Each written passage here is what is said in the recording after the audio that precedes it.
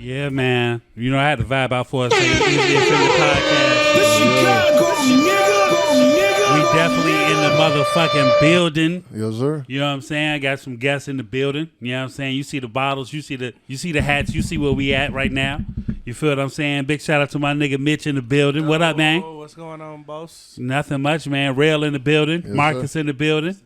You know what I'm saying? We finna just vibe out, talk about some movie shit going on, some music shit going on, bookings, all that backstage talk that you want to hear. You feel what I'm saying? Man, what's going on with you guys, man? How was your holidays? Man, actually, that was pretty good.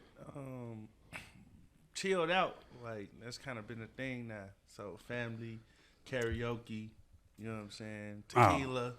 Oh yeah, karaoke and tequila go well together. Yeah. Nigga, I would bust out my best guy routine. We, you know, back in the day, we did a karaoke joint. It was Mike Andrews and the Heterosexuals. Yeah, man. Shout out to Senator Mike Andrews, man. Right, you know what I'm saying? We did some wild shit on karaoke days, man. How was your holiday, Mike? It was a blessing, man. You know, enjoyed every minute of it, man. Just love to be around people that you love. And people that you vibe out with. Yeah, for sure. Yeah, man. So we seen each other since the holiday. Yeah. You know what I'm saying? Yeah, a couple times, actually. Tired of this We nigga. been out here. We be out here in these streets, my nigga. Straight up. Yeah, man. Trying to get this shit together. You know, Christmas right around the fucking corner. Yeah, man. It's so crazy. 2023 was like a blink of an eye, right? Yes, it was. Man. Yes, it was. It was a blink of an eye. Next thing you know, we like, man, it's crazy. It's just right here. New Year's Eve. Yeah. It literally, like, in, 2 weeks? Man. Yeah. You know what I'm saying? Yeah, nigga, we 62 days out to spring. Bro. Yeah, I did math. It ain't accurate, but it's 60 days. It was just hot yesterday. Oh, yeah, nah. It ain't hot today, nigga. Yeah, niggas was just on the boat. You know what I'm saying? Man, G. You know what I'm saying? Life was just good. Yeah, I'm scared for this winter though. I don't know. I think we're gonna get some biblical proportions.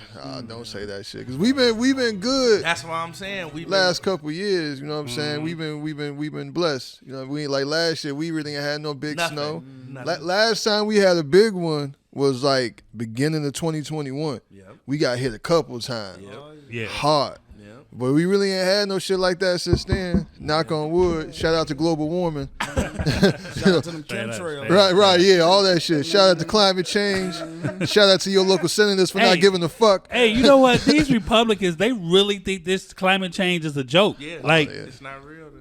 It's not real. No, they think it's real. They just know the motherfuckers that line their pockets need that shit to keep going on. You know what I'm saying? That's true. The fossil fuel industry, the oil and gas industry, you know what I'm saying? All that shit. The auto industry.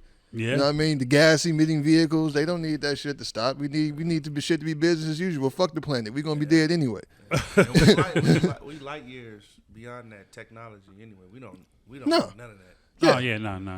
We could all be driving electric vehicles around this bitch. You know what I'm saying? If we devoted the time and the infrastructure to have more charging stations and all that other shit, man, we don't need fossil fuels. That technology is dead, but the money ain't dead. Right. Yeah, that's a $1 billion industry. Yeah, it should be a trillion, nigga. You know what I'm saying? That shit, fossil fuel, all that shit run the world. All right, man. So I know we gonna go, because we go off on the motherfucking tangent on that shit. I probably hear another voice that's not familiar. Shout out to our co-hosts. You know what I'm saying, Sean and Chris. They couldn't be here today, but next week we'll definitely be here in the building again. But you hear a voice. I've been knowing my man Mitch since, man, I want to say 2015, 14. Nah, bro. Longer than that. Whoa. Try like 2008 when I was with Drake. That's how we started kicking it. He was my hookup with the Drake shit. Just when Drake was first. Light skinned niggas unite. We stick together, fam. Yeah. That's when I met your brother. Mm-hmm. We was at Southern Illinois University. So, little backstory, right? So, when I was, like, one of the reasons that I'm involved in music has a lot to do with Dj.Pharris. Okay. So, it has nothing to do with me aspiring to be a DJ, but he used to be on this show, this joint called Ghetto Boy Radio. I don't know what back channel, AM station that shit used to come on or whatever. But when I was a kid, like my OG, like she wouldn't let me listen to rap music. You know what I'm saying? So the only way I could is Saturday night when she'd go out with her friends or whatever. Boogie Nights came on Saturday night. Ferris was a DJ. Yeah. So I basically learned a lot about hip hop and from like during, and this is me showing my age, during my time it was like Mo Thugs, Tupac had just passed or was finna pass. Like it was like that year that they came out when Pac and Biggie both came out with their double disc. Right. Yeah. So yeah. Boogie Nights was going on, Spank Boogie, all that shit.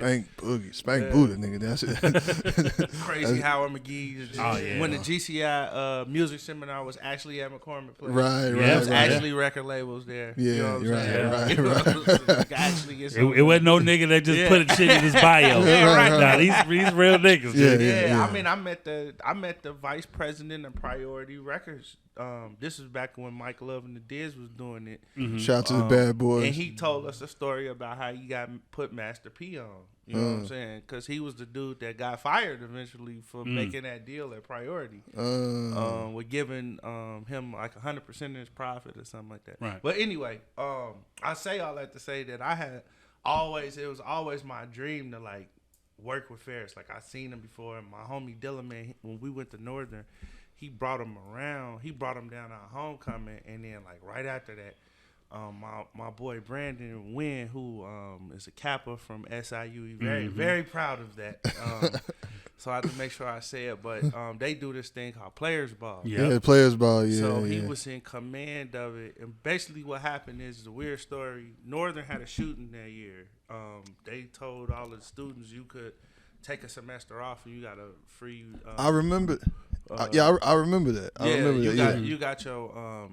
You got your money back, your tuition back, or you know what I'm saying. Yeah. So you basically had a free 6 months or whatever that was. Right. I went to go live with my brother in Carbondale, and that's how we was watching this show called Celebrity Fit Club, and Takara Jones was on there. So me and my brother be watching that, lusting over her. We went to prime Takara. Oh yeah, I remember. We went to Buffalo Wild Wings one night, and she was in there. So just think about like you watching this TV show, right? You know what I'm saying? And this chick is just, and she's like right in front of us. So my brother was like, "Yo, they go, yo, girl, you gonna go over there and holler at her?" So I'm geeking. I'm like, "Fine, I'm finna go over there." So I go over there and talk to her. She actually was really cool. But then that's how I met my man Brandon. So my man Brandon was like the point man down there at SIU. We started to kick it, talk, whatever, and then he invited me down. Brandon is actually responsible for doing Drake's first show in the United States. A lot of people don't give him enough credit, or the people from Kappa Alpha Psi Fraternity Incorporated a lot of credit. They made sure that they were the first ones to, I think it's called, or I don't know what the chapter is called, so let me shut up about that. I'm not a Kappa, but right. They showed love when we went down there. We went to their crib, the whole thing, but they are responsible for Drake's first show in the United States and exposing him to the college market, United States market or whatever. And then from there, we did our second show at Northern. He helped me with that, and we put that on. And that's when I met you and I met you and Ferris at SIU. Yeah. On stage. Yeah. And Nathans. That was the start. And I've been knowing them ever since. That was at Players Ball, wasn't it? That was at Players Ball on stage. So that's the story I told where we went there and the sound check was Drake. And I'm like, man, that's cool because you got somebody from SIU opening up. I didn't know who he was because he had the Saluki. So he had the hoodie on. Yeah. Nah, this nigga been a Drake fan since then. Yeah, I had no idea. He kept talking about this nigga Drake. Like, who the fuck is this singing ass for nigga? That was the night I first saw Drake for the first time. I think a lot of people. You know what I'm saying? Because at the time the single was brand new. Yep. So I thought of him as a singer. I'm like, oh, it's a brand new R&B nigga. But the nigga that night I became a fan. Like, oh, this nigga can rap. Nah, he had that. He had that other one too. He had brand new, but he had the other one with all of them. Success. No, That's the what's one up. with Lil Wayne, and we like her. Oh, We yeah, like yeah. her. That was the one. Yeah, you know? that was. But yeah, that was was a smash. before that. Yeah, I know. But a lot of people, it's like, and that's the crazy thing, right? Like, we all got different songs that we got turned on to him about. Right. I'm gonna be honest with you. I didn't know who he was. I still didn't know who he was until we was finna go down there, and I was with Fendi Frost, who another rapper from Chicago. We all drove down there, and they just kept playing these songs over and over. I'm like, so this is him, huh? And they was like, yeah, this is him. I'm like, oh, okay, you know what I'm saying? Yeah. And we got in there. I remember I got there early. I was either texting. We was in the hotel lobby talking. And Pharris and Larnell come down there, and he like, man, y'all niggas be everywhere or whatever. I'm like, man, what time y'all gonna be there? Larnell was like, man, get there early. So I probably got there like 4:30 in the afternoon. Right. It was people still setting up. I walked right past all the security and just stood on stage for like an hour until everybody started coming in. And that's like how. And I actually got video. I got to send you that. I actually have video from that on my 3GP phone. That's crazy. Look, I've been putting it in Final Cut, trying to like master it. You know what I'm saying? But it's dope. It's dope. Yeah, that night was crazy. That's when I first got on to him. But you've been around. After that, we just developed a friendship. Yeah. And we just started talking about music You a lot put of me on times. J Electronica. He put me on J Electronica. Yeah. Never knew who that guy was until he was bumping them at his crib. And I think, what was that song? Exhibit A? Exhibit C. Yeah. Exhibit C. Once I heard that, I said, oh, man, this shit is next level. Yeah, it was that record was phenomenal. Yeah. Yeah, And there was still another 15 years before he came out with an actual album. right, exactly. Exactly. That's it. You can tell those who's listening and watching, like you can tell that's how long J Electronica been out. Like, you know what I'm saying? Yo, Like, we was waiting for this nigga. This nigga legit. Jay-Z had to be like, all right, nigga, I'll be on all the songs with you, nigga. Just come to the studio, my nigga. Come on. Please. Right. Please. God damn. I'm going to be there. Right, yeah. But you also had a relationship with Dreamville. I remember Oh, that. yeah. You know what I'm saying? You was at the beginning stages of J.Cole. Man. So, funny story with that is the Drake and the J.Cole thing kind of coincided with each other. So, my cousin and our homeboy, our friend, our brother, his name is Raymond Rogers. He's Shout out Ray. Probably one of the top 5 sound engineers in the United States. Okay. Probably top 50 in the world. That's dope. The credentials behind him also includes him having a Grammy. You know what I'm saying? So that's when nice. I met Ray is not my blood cousin, but he grew up with us, and I met him. He had just won his Grammy. He was getting married, and he was working with this guy named Asher Roth. Oh, I remember Asher I Roth. White remember boy. Asher Yeah, I Roth, remember Asher Roth. He was pretty decent. Yeah, right. Yeah, He was yeah. pretty decent. Yeah, so Asher Roth turned in it. Kid Cudi opening up for him, and then Bray started doing stuff for Kid Cudi, and then he started doing stuff for J. Cole. At this time we talking like 2010, 2011. Yeah. So Drake, 2008, 2010. Drake on the train to success. He on a run. He on a run. He probably on his second, third album. He has this tour called Club Paradise. Okay. J. Cole is the opener. Okay. So we went all out that night. We bought like 2 suite, like the floor suites. We brought our whole family down there. Ray bring J. Cole over to our section, and like it got so crazy. I remember I broke my watch that night because people was That was just a wild night. bro. It was a Rolex too. I broke the clasp on that because people was doing this and that, but it got so crazy that he just tried to walk over there and like just on some hey what's up. He couldn't make it over there. He had to stand on top of this thing because these people was surrounding him. Now from there. That is where with Dreamville or J. Cole and them is where I actually learned the production business. So I never really did know music business with the artists. Right. But you was learning from the game. Like, I was, you know what I'm saying? Like sometimes you get put in those rooms and you like, for soak this in. because of Ray, I was able to work production or learn production on a lot of those tours. So J.Cole became a highly touring artist. Yeah. You know what I'm saying? So they going to different places. And so one of the parts of my education was I was able to see these festivals, right? These, in their beginning stages, right? I'm talking Rolling Loud when it first came out, Made in America when it first came out, and how those festivals grew. But you learned how to produce large scale events and what it takes. You know what I'm saying? You need sponsorship. You need technical directors. Yeah. You need all of these different pieces. And so, like, when I see a lot of people talking about, I want to do a festival, we should do a festival, I'm like, man, you crazy. Like, you're not even there yet. Yeah. You know what I'm saying? It's a lot of moving parts. The first Rolling Loud was like in a restaurant. You know what I'm saying? A lot of people don't know that. In Miami, it was Currency performing on top of tables. Yeah. Yeah. No, real shit. Currency was like one of the niggas. He said in an interview, he was like, I'm always at a Rolling Loud show. Yeah. If my schedule permits, I'm always at it because them niggas pay me well, and I was one of the first artists to perform. He stayed at Tariq's mom's crib. Like the Rolling Louds dude was college students. Yeah, they stayed in the basement. Stayed in his basement. Yeah. You know what I'm They need to saying? have a documentary. Yeah. You know what I'm They need a saying? documentary. Yeah, and I think it was something crazy. Don't quote me on this, but I heard or read, I can't remember, and I could be wrong, but I heard the way that they got the money was they like wrote Burger King, right?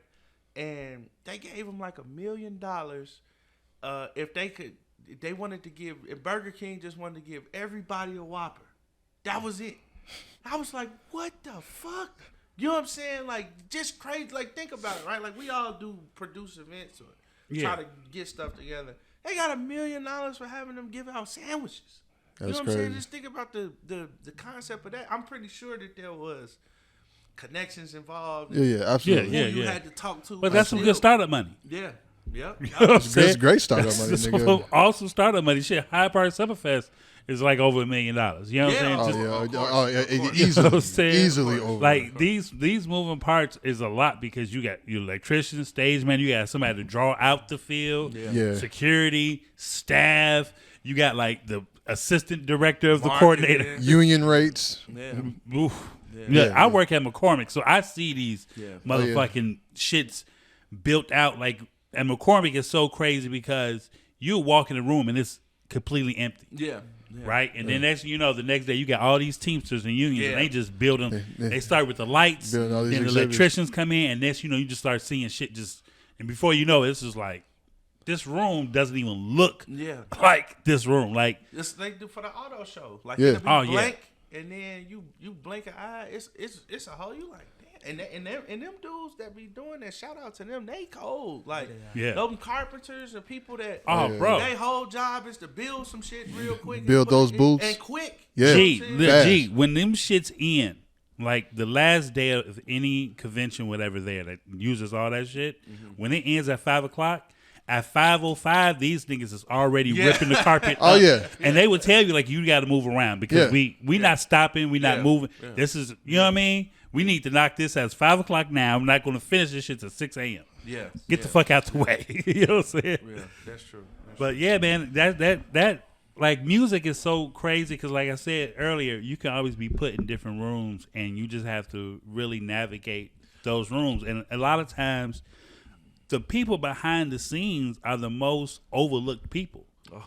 You feel what I'm saying? Because they're not popular on Instagram. They're not doing 1,000 interviews, but they are the reason why you are so in love with this artist. A lot of this shit is happening. They wake up every morning at 5 a.m. They checking numbers. They sending decks out to people, reaching out to people every day just to get that artist where it needs to be. And you've watched that with a few artists. You know what I'm saying? Yeah, I mean, well, to be honest, like, you probably there's probably maybe a couple of years ago, but I've only really talked, it's probably my second time talking, period. Oh, yeah. Mitch is low-key.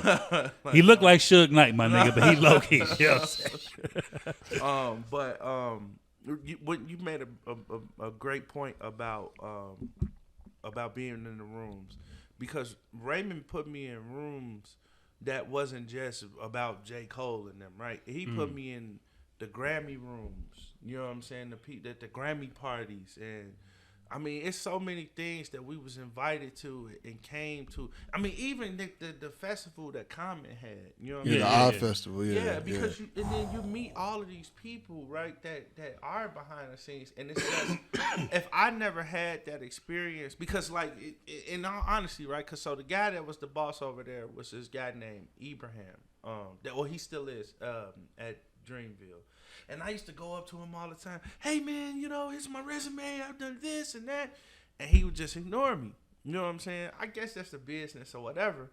But I never let that sour my experience with them. Because most niggas would be like, man, fuck them niggas. They phony or whatever. But you got to just understand that that's the game. Like, where I'm at now, a person could be 100% genuine about what's it, Jay-Z?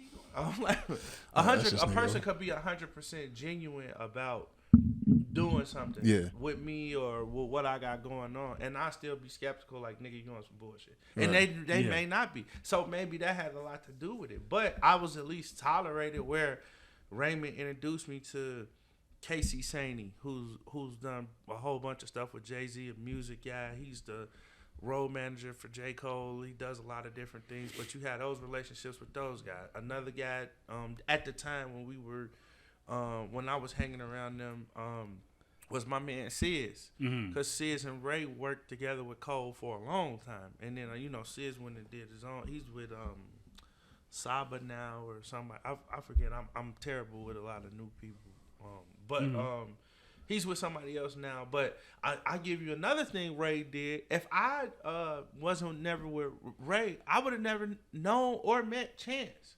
Now I have a picture of him and Oreo backstage right before Acid Rat came out. Oreo, that's crazy. Well, shout out Dj.Oreo, man. Yeah. J.Cole did the Dollar in the Dream tour I remember that. At the House of Blues. Yeah. Chance was low key. Acid Rap might have came out, not sure yet, or was finna come out. But everybody kept talking about him, like, man, Chance finna blow, bro. Chance, he worked hard. Woo woo. It's just him and Oreo. They's back there. I got this picture. My man Gino, he was going by DJ Papillon back then. They introduced me to him, and but it's just shit like that, right? Like, you could miss out on, and that's actually the first and only time I ever asked for a picture for J. Cole. So, along with J. Cole during that time, back and forth, I would do or hang out with T.I. from time to time more. I got it's a kind of roundabout way relationship with the people over at Grand Hustle, from DJ Black and again my homie Brandon, who works for them. He works for the museum. But one thing that I don't do, especially when I get around artists, is ask for pictures. Yeah. I mean, I've been around T.I. for probably 12 years. I mean, same room with him, whatever. There's never been one photograph, because I never wanted to seem like that person. Yeah. You know what I'm saying? And I never wanted dude to feel like, who is this nigga? Because out of all of these people that I be around, like, T.I. is the most on point about who is in the room, what am I saying, who are you, or whatever at all times. He's on, and given his history, he probably got a reason. Yeah, he definitely to feel like that. Yeah, absolutely. You don't never know where the knife gonna come from, but I never wanted dude to feel like uncomfortable, just like hell no. You know what I'm saying? And it's never happened. And with J. Cole, it was different. I didn't want him to feel like that, but everybody was taking pictures. I'm like, man, let me get one right quick. And that was probably like 10 years ago. And you know what I'm saying? And with a lot of these guys, if you just be around them long enough, you can learn everything you need to do without talking to them or asking them about shows. Yeah, or just whatever. paying attention to details. They showing you. Yeah. They showing you. Like, you know what I'm saying? Like, with the guys that I'm around now, there's no meeting, the conversation. You either pick up on the game or you don't, because I'm not going to tell you. Yeah. Or maybe I'll nudge you in the right direction. You know what I'm saying? Yeah, the game is always be sold, not told. 100%. Man. So you've been around a lot. So you going through you all these rooms, you meeting all these people, man. You connecting with all these different people. So when was your light bulb moment? Like, you know what, I can do this shit. I can make some money from this. Like, was there a point where you feel like, yeah, this is exactly what I want to do? Or was it just kind of like a sequence of events that just kind of like led you down the path? To be honest, it was neither. It had a lot to do with this this great playwright. He's from Chicago. He a filmmaker. His name is Oscar Brown Jr. Oh yeah. So Oscar Brown, when he was younger, there's this documentary that they got on Jeff Fort that talked about a lot of things that he was involved in, and basically like the power moves that he was making behind the scenes. And I remember the light bulb moment was one night when Oscar Brown was talking about how he met Jeff Fort and had talked about him because he was from Woodlawn. Yeah. And he said that Jeff Fort was like this charismatic Baptist preacher. It's like, brothers, wear those hats for your chief. You know what I'm saying? Right. But the thing that hit me was like, what he said was when he was talking about the Blackstone Rangers, he was like, we want our own thing, a stone thing. Yeah. I wanted my own thing. You know what I'm saying? No gang affiliation, nothing like that. But I felt that. I felt what he was saying. Like, we want our own thing going on. We want our own identity. We want what's ours. Yeah. And so, like, for a long time, I had always been flying under the flag of being an intern at Universal or hanging out with Dreamville or going to this with T.I. But I had nothing, right? I'm a stripeless soldier. Yeah. I'm a hired gun, right? I had at one point it was just like it's just time for I have enough of what I needed and enough people behind me that believed in what I was doing or what I can accomplish to do my own thing. You know what I'm saying? And in doing that, I can tell you this. It was during the pandemic. I had just came. I'm a big bargainer, thrifty type of person. I went to this estate sale. I got like a 75-inch TV for $200 from this old dead. This dude was a computer programmer for a video game company, and he had like a heart attack. But in his crib, he had like, he was cold. Like I just said, he had all type of TVs. He had a tiki lounge. He had like, in this basement, he was a big horror, Universal Monsters kind of person. Okay. So he had like life-size Dracula, the Wolfman. Oh, Like, that shit pretty cool though. yeah, like it was like from the movie type shit, like it's memorabilia. So I had bought this TV, and like I was doing regular nigga shit, playing PlayStation. You know what I'm saying? Right. Online. You know, 2K. Right. Fortnite. I was Fortnite, Call of Duty. I'm a okay. big Call of Duty Zombies person. I Okay. like Apex, First person shooters. Yeah, Apex Legends. That's kind of my thing. I could never get with the 2K, which is the stick and the turbo, and I always was the nigga that got dubbed. You know what I'm saying? So Right. Not for me. Hey, it ain't fair. Right. Yeah. But one night I was doing that, and the TV just went out, right? Like it went out like, damn. Like I just bought the TV, whatever. It went out, and the next day, I got a call from some people at Motown Records. It's like, hey, we got this artist. We probably could, use you in our Chicago office with a publisher, with one of our, basically like a lot of these record companies, they have these subsidiary people that work for them and offices. Yeah. So they had like a situation in Chicago.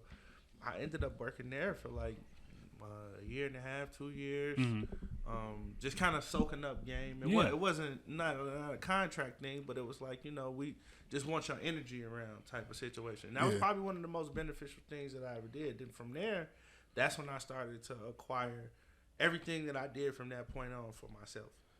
So, and here we are now. Dope, G. That's dope. So that was your moment when you was like, yeah, all right, let's do it.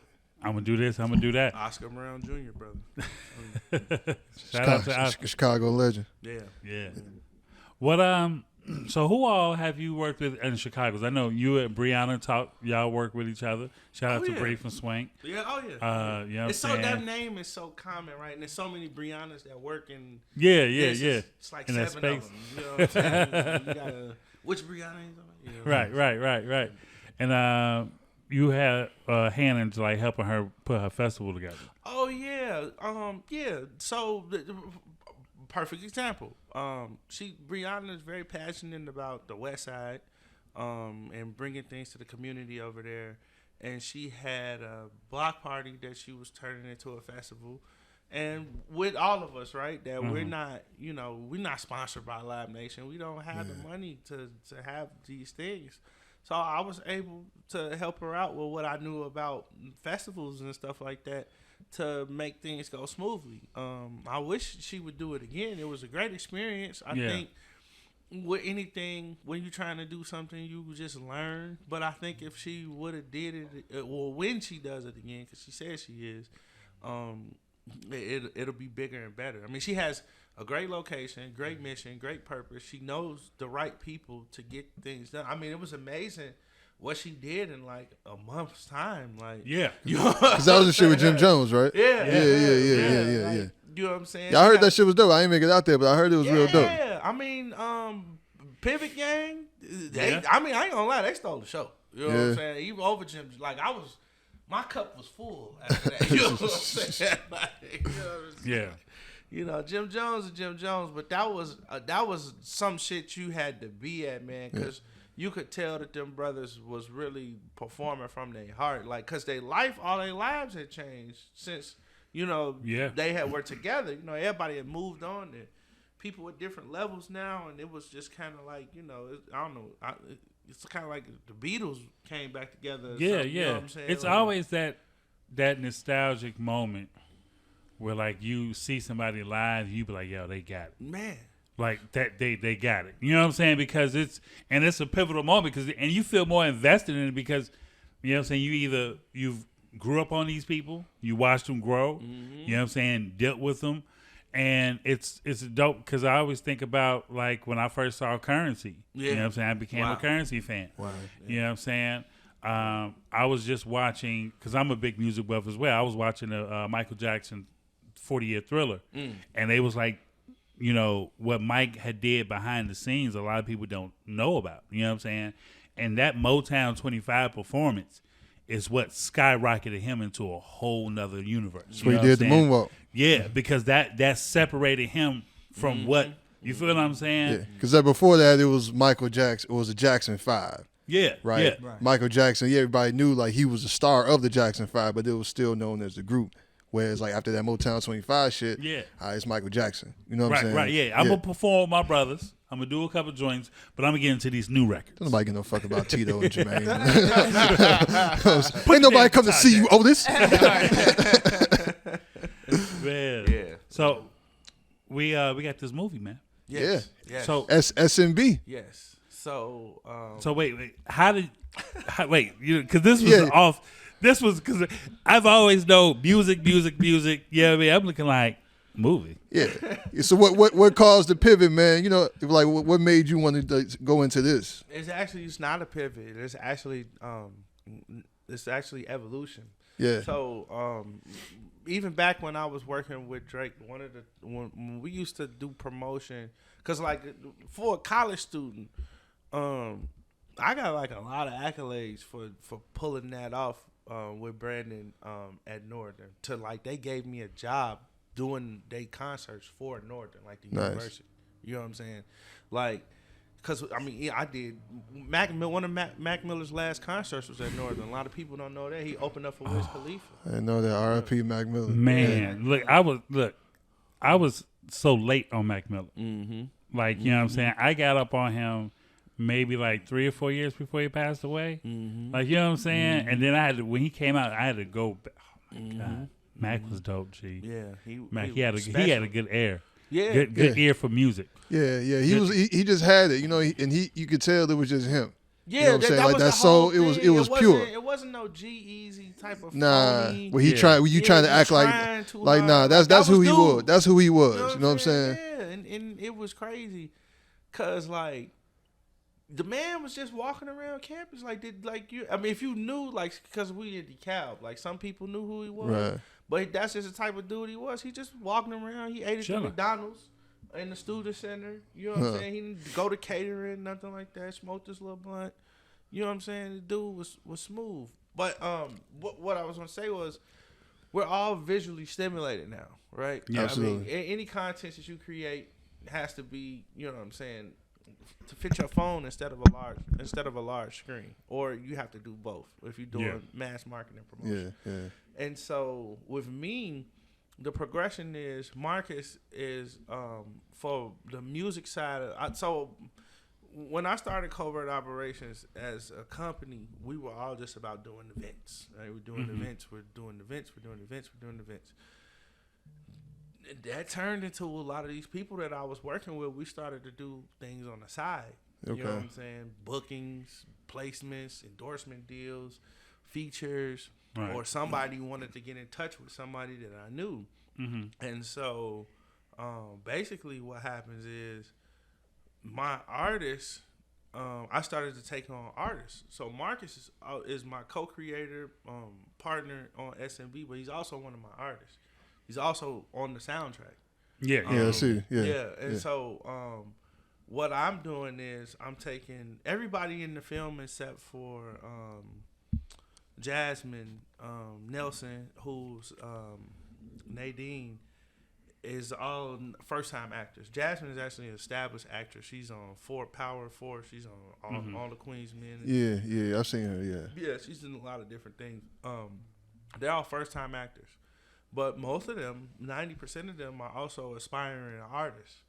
And so I found a way to make my own soundtrack for a film and not have to deal with licensing rights or sync deals or anything like that. Right. But also showcase my artists to a wider range of artists. To a wider audience by having them in episodic series. So S&B is one of actually 3 things that I have in development at the time. That's why this is so important. This is probably, it's not uncomfortable. It's just something I don't like to do. It's like be in front, right? Because I'm so busy working. But it's just that time. So because you're actually in. Yeah, I'm in it. But see, the thing about that scene is the scene that I wrote. The director is another person from Chicago. Her name is Shay Shabaza of me. A lot of people know her. She be hanging around the Leaders crew, I think. She did like a documentary with them or something like that. Yeah. But I was fighting with her because she didn't want to put sponsors. Yeah. Shout out to Leaders 1354. Shout out. Shameless plug. Right, Please continue. Right. I should have wore my shit. But she was fighting me over writing the scene, but the scene is actually Easter egg into my other series, which is called Spook. So Spook is a spy thriller that talks about CIA agents that live in the ghetto. Now, just give you a little. I give you. Hey, wait. Hold up. Is this like an ode to Spook Who Sat by the Door? Or not really. Only by name. The funny thing is, and I'll show you this too. I actually met Sam Greenland. I met his daughter. Okay, because he passed some years ago. I actually had the pleasure to meet him a few times. Yeah, they had. I went to this celebration where they had Sam Greenlee Day. Yeah. At the what's the name of that what's the name of that it's like a bank but it's an art gallery now in Stony.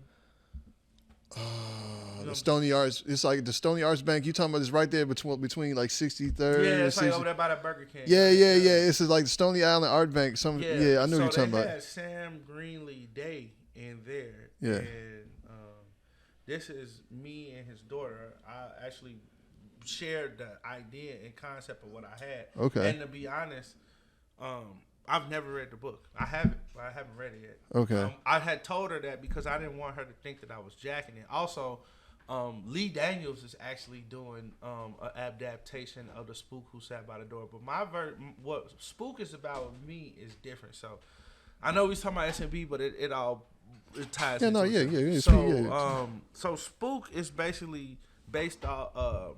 It's based off of actually a couple things.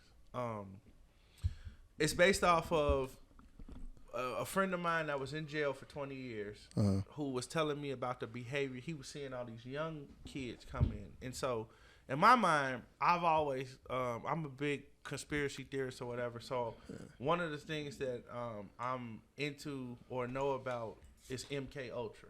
Yeah. So MK Ultra, in the smallest sense of the word, is basically being hypnotized through covert methods. It's a psyop. Right. Yeah. So, and my friend that was in jail would say how all these kids that would be coming in for goofy shit or whatever, and we talking like the penitentiary, not the county. Yeah. You know what I'm saying? They would all be, there's no music in there. They all would be rapping these songs, walking around the yard like they in a hypnotized state. So it's kind of like the music was hypnotizing them to say they just be rapping by themselves, rapping. So I started to think, what if the CIA was hypnotizing black people to kill each other? And what if music executives was in on it? So my character in S.N.B. is actually a character that's a bigger role in Spook. So in S.N.B., so let's just get this out the way real quick. S.N.B. is a short which we've trying to turn into. It's a film right now. We would like to turn it into an episodic series. We have 8 episodes written, and we want to. We're in a national film festival called Kino. That we have an opportunity to win some money and actually have a development deal. So that's one of the reasons why we're out here promoting, because it's not about the money for us, right? We know we got gold. We trying to get the funding to pay people to get these crews to get these stories out, because I got a gang of them. So S&B basically, in a nutshell, we can get more deep into it in a second, but I want to hit this Spook point right quick. S&B is about my man here, Marcus. He meets a girl. They are exploring a relationship, but the subplot to it is that he's an aspiring rapper that stopped rapping and wanted to start again. And my character Prime is a music executive that is having a showcase or a talent show where the first prize is a record deal. Now, Prime on Spook is actually the head of a CIA division that works in the music industry. And there's a duality to that. So Spook is it deals with a lot of about covers, right? Yeah. So the guy Dante that is in the movie is played by Fendi Frost. He actually is the main character, who is a CIA agent that works under me. We all used to be a part of a special unit in the government, and we were so good at what we did, the government actually put us in a central intelligence program that was based in the south side of Chicago. And this is his clothing line is over there, but it's kind of a John Wick thing. Fendi is a clothing designer. So his cover is that he's a barber and he has a clothing line. The barber thing is actually it's actually a safe house where agents go to re-up on gear. So all of the clothes that he makes are actually bulletproof. One of the things that, and then all of the things where these people be getting these guns and shit from is actually from us, the government. Right. But we have to maintain our cover. He maintains his cover as being this goofy, rompy kind of guy, but he's actually a stone cold killer with 87 confirmed kills. Myself, 87. 87 confirmed kills. Different. It's a reason for that. Myself as a character, I'm a section chief for the Central Intelligence Agency. I work in the music division. I have the luxury of portraying not portraying because I am, right? But it's all government funding. So I run a record company that's funded by the CIA. We produce music or whatever, but the music and artists that we sign are actually a part of our MK Ultra program. And so all of the music that we push to the black communities in order for them to behave a certain type of way. And so that is, in essence, what that's about. I have my other guy, Enos, in there. He plays a villain. I have a lovely young lady that I just met from the UK. Her name is Audrey. She's going to play an MI6 agent, because the thing is that this shit is just in the United States, it's worldwide. Yeah. And so she runs the MI6 version of our program over there. And so while this sounds crazy, it's a lot of truth to this shit. Nigga, I'm in too. Like Martin Scorsese. So that's what I'm saying. Like, and that. So what you saw with the code names and the this and the that. Yeah, with the satellite phones and shit. Yeah. That's us communicating without breaking our cover. Yeah. You see what I'm saying? S.N.B was just the entry level to that. But to get back to S.N.B, I'm gonna let Marcus talk too for a little bit because this is just as much as his project as it is mine. This is a story based off actual events. A mixture of all our things. S.N.B actually stands for Side Nigga Blues, but that Side Nigga Blues, nigga, that's. So that was definitely a question. I'm glad you said that because I wanted to know what the fuck does S.N.B stand for. Everybody, but see, for promotional purposes, we can't really. Right. Yeah. So it's Side Nouveau Blues, which just means Nouveau means modern in French, so it's Side Modern Blues.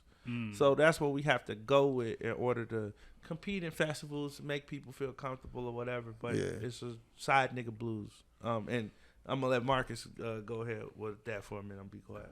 Go ahead, man. Yeah, well, Sad Nigga Blues was created about a real story, and it happened to me.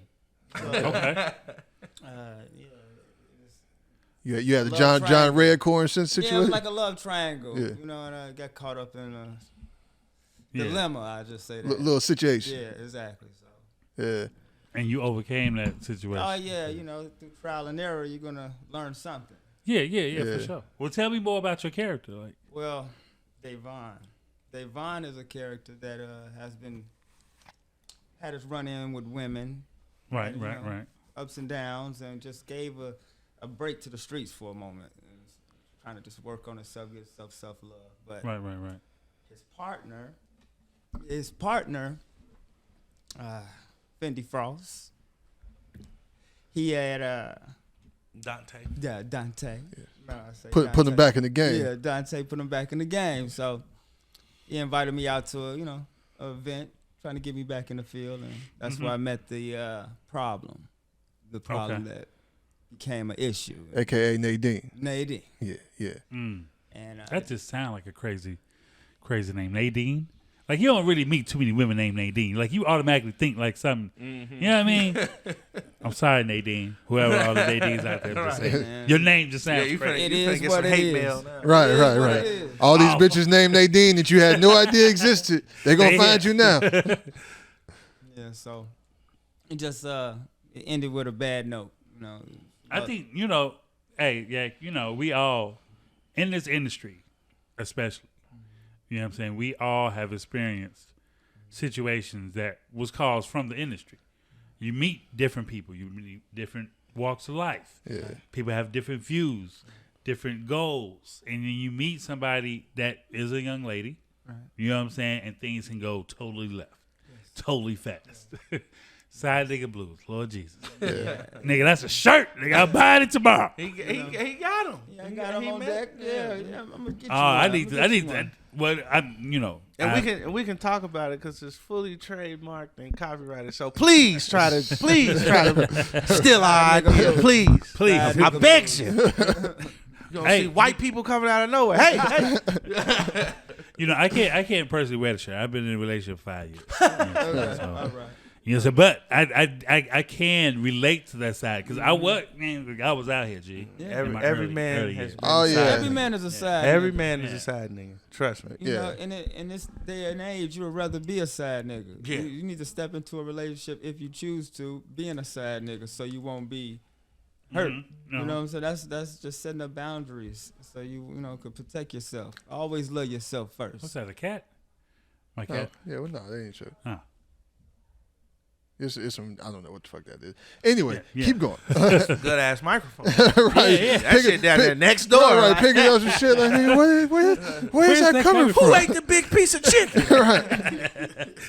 Oh, man. Now, I heard us talk about side niggas like. Oh, yeah. I knew you was on that shit, bitch. I knew I couldn't trust you. Mangy bitch. No. I knew you wasn't playing bingo last night. He was at the Odyssey, wasn't he? Oh my God. It's crazy though because after this movie, I've had so many incidents where people come, "Hey man, is you talking to my lady? You sure? Where this come from?" I'm like, man, you feeling guilty, man? So I mean, certain men, you know what I'm saying? We get that attention from ladies. Right. It's just unexpected. It's just because, you know what I'm saying? Most men that get a lot of ladies hang with ladies. So you know the thought process. You know what I'm saying? Like different. you're familiar with how things can look. Like my dad used to always tell me, like, you would get more women going to the club with women than you would with your guys. Mm-hmm. Absolutely. You know what I'm saying? Because they finna put you on Right. to, yo, shorty. You know what I'm saying? She liking you. Da da da da. They put you on the game with situations like that. Yeah, So and you always need a woman's perspective when it comes to shit. You always. know what I'm saying? Because we don't know what the fuck be going don't. on in their minds. We don't. For real. You know what I'm saying? Like, and women just operate differently. They from a different space mentally. You know what I'm saying? Yeah. They're more women can relate to, and it's also just it's always good to have that different perspective. Right. You know what I mean? Like women, men are very like kind of like we can be like kind of like tunnel in terms of like what we want, what we see. Yeah. You know what I mean? We're like but we don't deal with as much as emotion, right? Men are more logical. But logic and emotion, they both have their place, right? You know what I'm saying? Different points in time. So sometimes you do need to tap more into that emotion that we're not used to. And a woman can help you see that. Exactly. You know what I mean? So yeah, you always need that different. You don't have to fuck every woman you meet. Never. Yeah. As Steve Harvey said, a woman changed his life. You feel what I'm saying? He like, a good woman will change your life. Good woman will. You know what I'm saying? You can beat him, but you have some other ones. Teach you lessons. Yeah, they take it in the opposite direction. Yeah. Take Real it to the quick. Opposite. So Yeah, how you out here with the side nigga blues? Playing the saxophone under the bridge. And that's your home. Right. and is that a scene for the movie? Nah, it will. It'll be in one of the episodes. That'd be dope though. Like, you know what I'm saying? Like, I really get into how you explained it. You know what I'm saying? Because it has so many different layers with it, right? And it's you know, and it's a shame for me to say this, that in our culture we don't see that a lot. You feel what I'm saying? The imagination part, the details of this. You really broke down like this agency works over here. I'm here. This is the da da da da. Then he's connected to this, and how the whole story evolves. Now, you building a universe. Well, not just that. It's actually just it's about how there's layers to like reality. Absolutely. You know what I'm saying? Yeah. So like I'm a big studier of like Stanley Kubrick. Yeah. Matt Reeves. People that kind of blur reality and fiction together. I mean, Planet of the Apes was a perfect example. Like that shit could happen though. You know what I'm saying? That shit really could happen. I mean, and then one of my favorite movies is Eyes Wide Shut. Just because That's wild shit. Yeah, I mean it's Wait, wild. who but was in it? That was That's Tom Tom Cruise. and Nicole Kidman. The shit with the mask and shit. Yeah, I gotta go back and watch that. it came out a while ago. Yeah, It's Stanley Kubrick's last film. That was his last movie. His last film. So Stanley Kubrick did Full Metal Jacket, A Space Odyssey 2001. That's my shit. Full Metal Jacket was my shit. Doctor Strangelove, Clockwork Orange. Okay.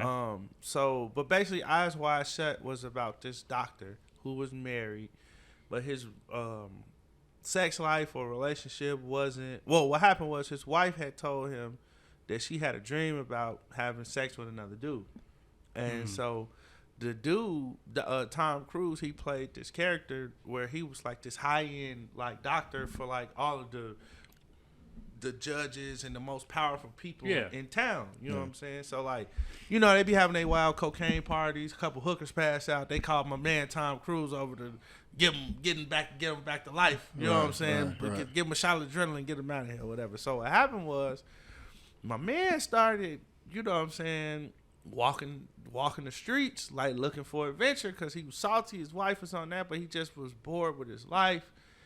And so he wanted more. So he meets this chick who turned out to be like a prostitute or something, but he didn't go through with it. You know what I'm saying? He went to her crib, you know what I'm saying? He was finna bust down. He didn't. He just was like, man, you seem like a nice girl. Here go your bread.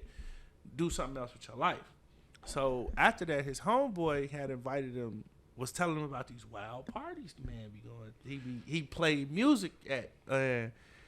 He kind of just told him about it, but Tom Cruise took it a step further and snuck into the party and saw a bunch of shit he wasn't supposed to see.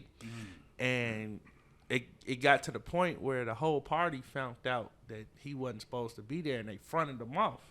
And they told him, like, yo, they was basically finna strip the man naked and gang rape him and kill him. You know what I'm saying? It was like, that was finna happen, but... That shit sound crazy as hell. It's wild movie. No, but so this shit was shot at the so since we talking about J Electronica, this shit was shot at the Rothschild mansion where shit like that happens. Yeah. This isn't like Stanley Kubrick is one of the few people that actually was allowed, I would say, to pull the veil off what the fuck be going on in Hollywood for real. As far as like these parties and like even this shit that they coming out with Puff Daddy and all that shit, like.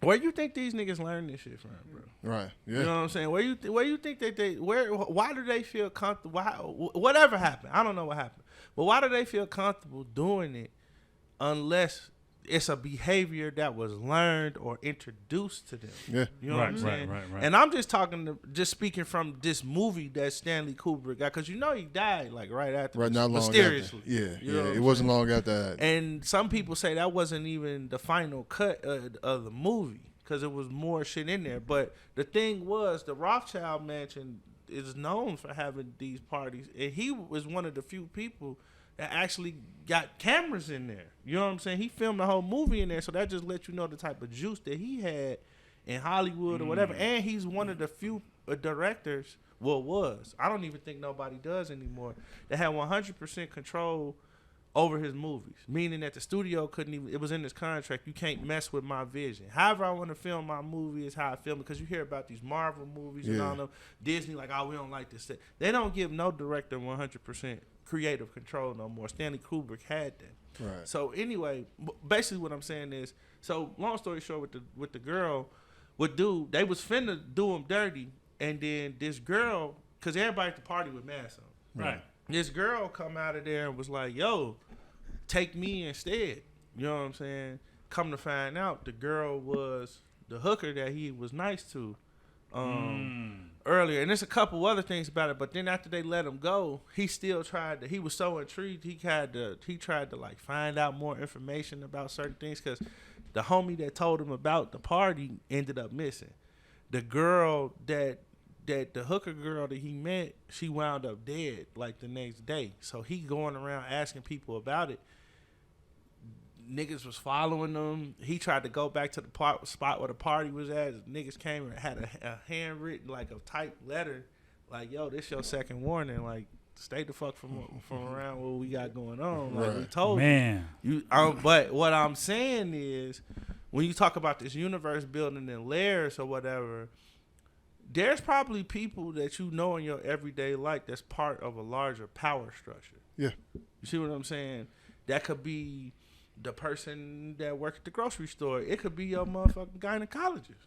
You know what I'm saying? But people are in society in general. One of the things about Africa, right, that a lot of people don't get, and why gang culture is so big in the black community, it's all about tribes.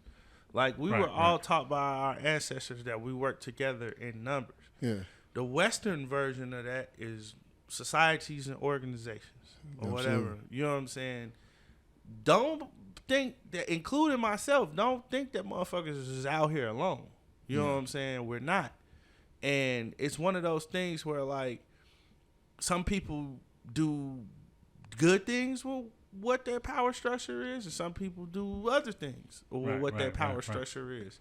And the purpose of these films is to, and these stories is to tell stories that are based in reality. So, as Side Nigga Blues is not that far off from the truth. Right. Spook is not that far off from the truth. You know what I'm saying?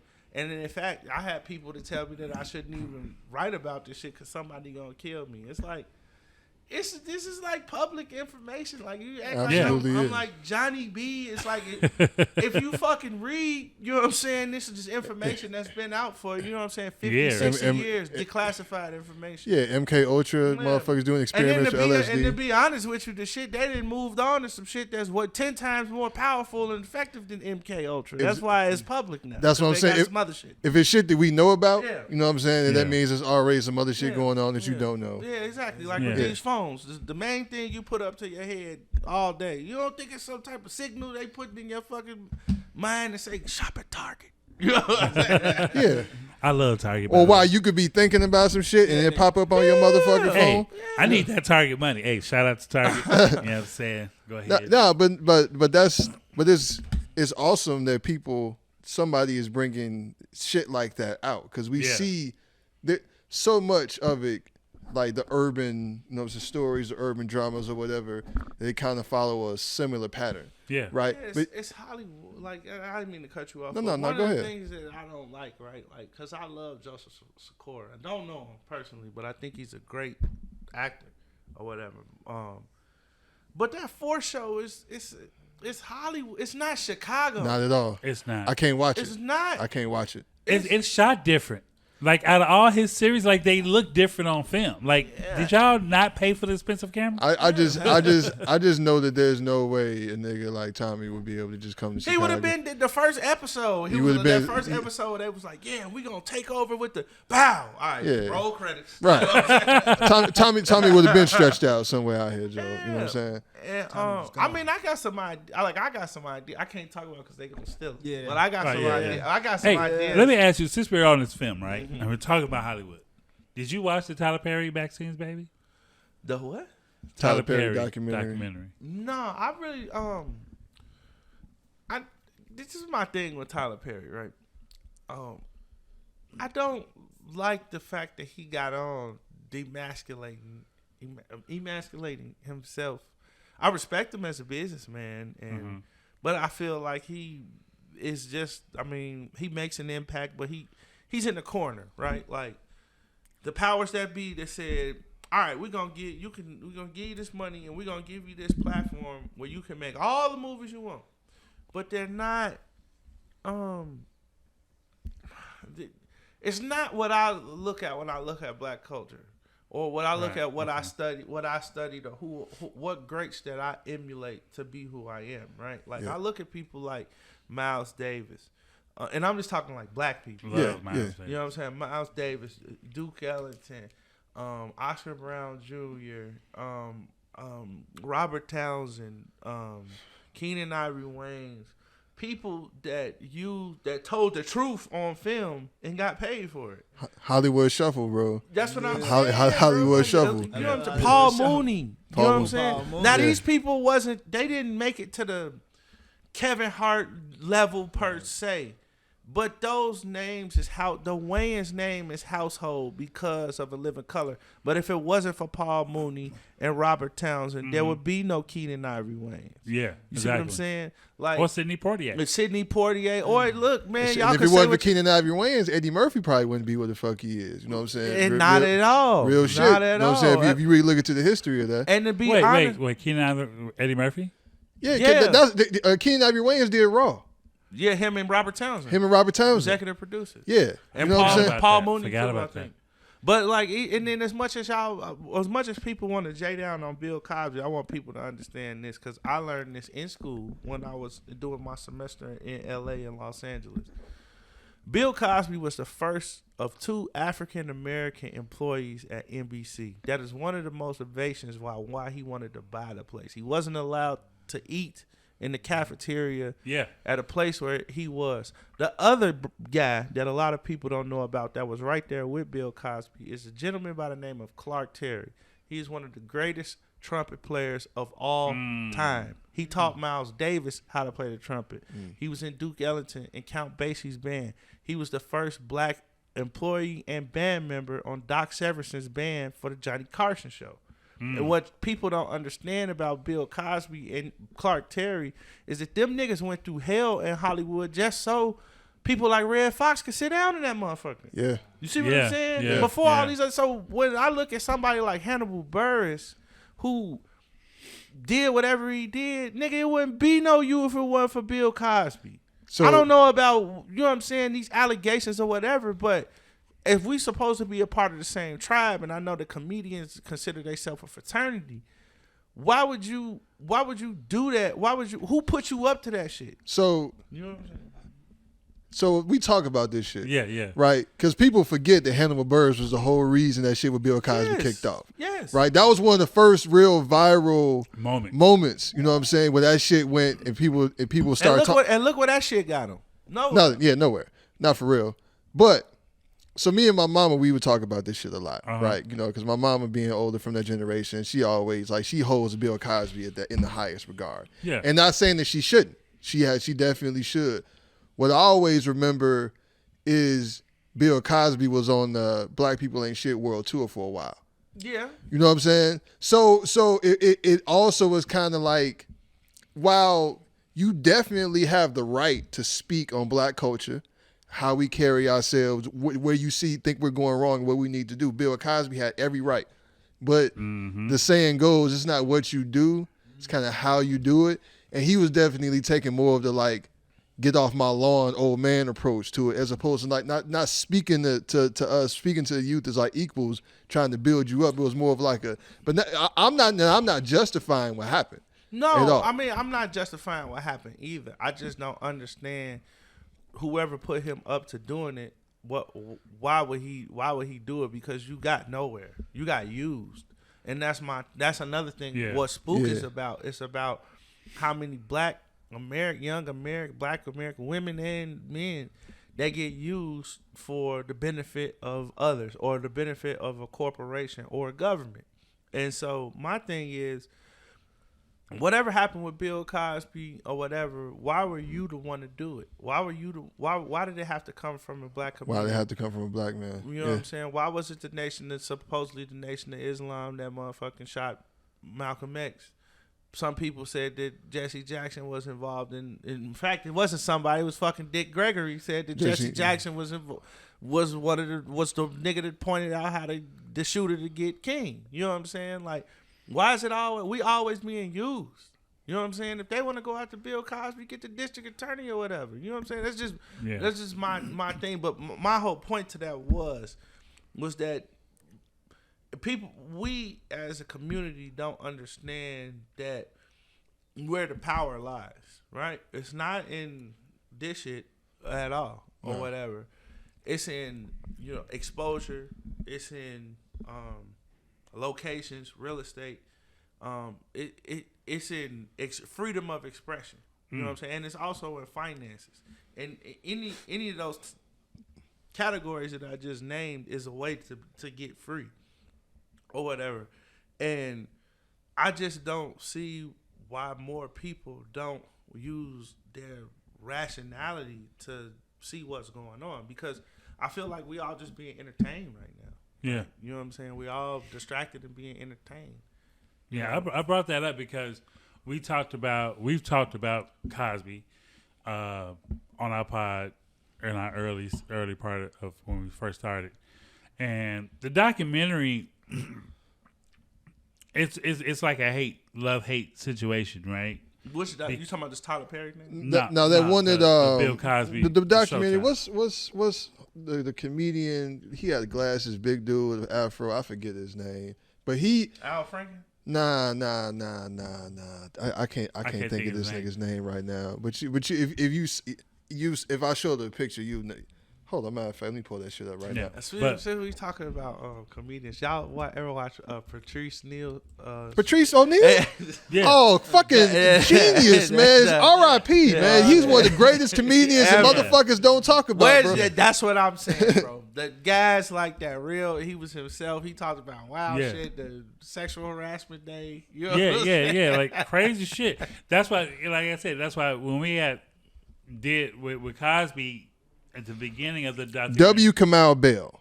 Okay. What is that? You ain't never seen? Hold on, let me pull him up. But they did that documentary and it was like talking about all the good shit that he did. Yeah. Like, you know what I'm saying? Like Bill Cosby. He's the reason that we have black stunt doubles. Exactly. Because he refused to, because when he was filming I Spy, he refused To have a black to have a white man because before there were no, even if they had black people in the movie, it had to be a white stunt double, and the white stunt double would basically be in blackface. Yep. And Bill Cosby was just like, nah, I'm not doing that. We gotta have a black. So the first black stuntman in Hollywood was because of Bill Cosby. So opened up a whole other industry for Right, motherfuckers whole people nother don't even know about. So like, you know, when I think about these films, Oh yeah. when I think about these filmmakers, like, and that's why, like, same thing with Tyler Perry. Like, so like, I didn't know that Madea was like an accident of how he became Madea. So in the first 7 years, he was doing the play, and he wasn't really getting nobody there, whatever. Right. But the actual Madea didn't show up to work that night, and he had to keep it going because all this is funded by him. Right. And he, like at the time, he's like, I'm living out my van. I mean, splitting cheeseburgers with my mans and them. You know what I mean? And they did it, and then they was like, they got a good response from it. But he like that segment was only like maybe like 10 minutes into the play. So then then we sat back, was like, okay, let's see what else we can do with this. Let's create a Madea character. And that's how Madea became. He like, Madea was actually a mistake. And he like, I get it from my auntie and my mother. He like, because that's their personalities. Wow. That's them. And how he portrays it. But it is something to be said about how a large percentage of black leading men end up wearing a dress. And so, now, if you conspiracy theories or not, you can say what including Dave Chappelle. Yeah, but wait, to your point, real quick before you go. So on that end, Killer Mike, he's in the documentary, and he was like, you know, our culture is always known to pull each other down in different areas, right? He like, no one talked. You didn't hear a whole bunch of Caucasians get mad at Robin Williams dressing up as Mrs. Doubtfire. What about John Travolta, also dressed up as a woman? He like, what about some of the Irish actors that dressed up as women in their movies? And he like, but they're not. You don't have a group talking about them. And he like, we're the only culture that looked at it like how you said earlier. You made it because you became a woman on camera, and it kind of sends out a message and a signal. You feel what I'm saying? I feel like context matters, and these conversations need to be nuanced. You know what I'm saying? Because they don't have the history. We talk about those groups of people. That's true. They don't have the history of public emasculation, public castrations. You know what I'm saying? Good point. Yeah. Like niggas used to get lynched and motherfuckers would cut their dick off and put it in their mouth in public. Yeah. You know what I'm saying? And for the whole, give it to your wife. In front of the whole town. Yeah. Like they hang up posters, you know what I'm saying? Like, hey, 7 p.m. tonight, we gonna be lynching it. You know what I'm saying? It was like an event. It was a flyer. Yeah, it was not legit. These motherfuckers used to have flyers for a public lynching where they would come watch this man become brutally beaten, tortured to death. Right? So when you think about things like that and how black men had to become a little more meek and emasculated to survive in certain instances, right? So you have to put certain things in context. Yeah. That's why we would look at motherfuckers putting dresses on a little bit differently. Because because there's a history. It's a history. You know what I'm saying? There's a history behind that. Now I'm not saying that Tyler Perry sold his soul because he put a fucking dress on. I'm not saying anybody that has done that. But they're also sometimes, man, like we especially when you get in certain positions, you have responsibilities to things that are greater than yourself. Right. You know what I'm saying? And to whom much is given, much is required. With great power comes great responsibility. Yeah. So you always have to think about how you present yourself and how you look at things. This is some shit that my daughter was born in 2008, right? Right. So for the first 8 years of her life, all she knew was a black president, right? We grew up thinking, it's never gonna be a nigga in office. You know what I'm saying? Right. Never, ever. That'll never fucking happen. For the first 8 years of my kid's life, that was her reality. There's that picture of that little boy touching Barack Obama's hair, right? Now, you could think whatever the fuck you think about Barack, right? Now, that's a whole separate fucking conversation. Right. You know what I'm saying? But how that representation, how you carry yourself, what you see, it changes the possibility for those underneath you. You know what I'm saying? For people that aren't there, they can see that certain things are possible. So when you think about like those generations, because like people always talk about like with Flip Wilson, you know what I'm saying? Like he was one of the first people. I forgot what character he used to play, but it was on some show. With Flip Wilson, he had a character where he would dress up as a woman. He would put on the dress. Yeah. Right. Yeah. Then you like a lot of the great comedians have done it. Like Martin Lawrence has done it. Eddie Murphy has done it. I don't know if Kevin Hart probably has done it at this point. You know what I'm saying? No, he hasn't done it yet. Like Richard Pryor probably did it at one point. You know what I mean? And we don't want to go too far off on to the side here, but there is something about like the journey that we've had to take as a people to get to a certain status and get to a certain level of where we are, and the obligation that you have to those that came before you to hold yourself to a certain regard. And I don't think, now, is everybody going to subscribe to that? No. You know what I'm saying? Everybody not going to subscribe to that shit. Yeah. And it's just like, bro, get your money. You know what I'm saying? But all money ain't good money. Yeah. And don't be upset if you do something to get some money and all you're really thinking about is the money, and then consequences come back and people look at you in a different way because of what you did. Yeah. You know what I'm saying? Yeah. That shit can happen. That's why I can't fault people for feeling a certain way about people putting dresses on. You know what I mean? But I'm also not going to automatically assume that you don't give a fuck about anything else because you did it. Right. Either. Because context matters and these conversations have to be nuanced, and you never know what motherfuckers do or don't do behind closed doors. I agree. I also agree that like when I was growing up watching Martin and Jamie Foxx, the Wanda and Shanae character. Right, yeah. The shit was just funny. It was. You know what I'm saying? It was. I wasn't like emasculation and all of this. And it goes back to like something that Kanye said was like, when we kids, like we haven't learned how to put ourselves in these boxes, right? Yeah. It was just Jamie Foxx being funny. You know what I'm saying? Right. And like I think that like even with Tyler Perry, a lot of people, what's her name? Tiffany Haddish. Yeah. A lot of people was damn near homeless trying to make it. You know what I'm saying? Living out their cars. Living out your cars, you know what I'm saying? Financial strength. Like, I mean, I know I've been there. You know what I'm saying? Yeah. Trying to chase a dream or get something together. And it's like, I respect that from those people because you know how hard it is to owe money to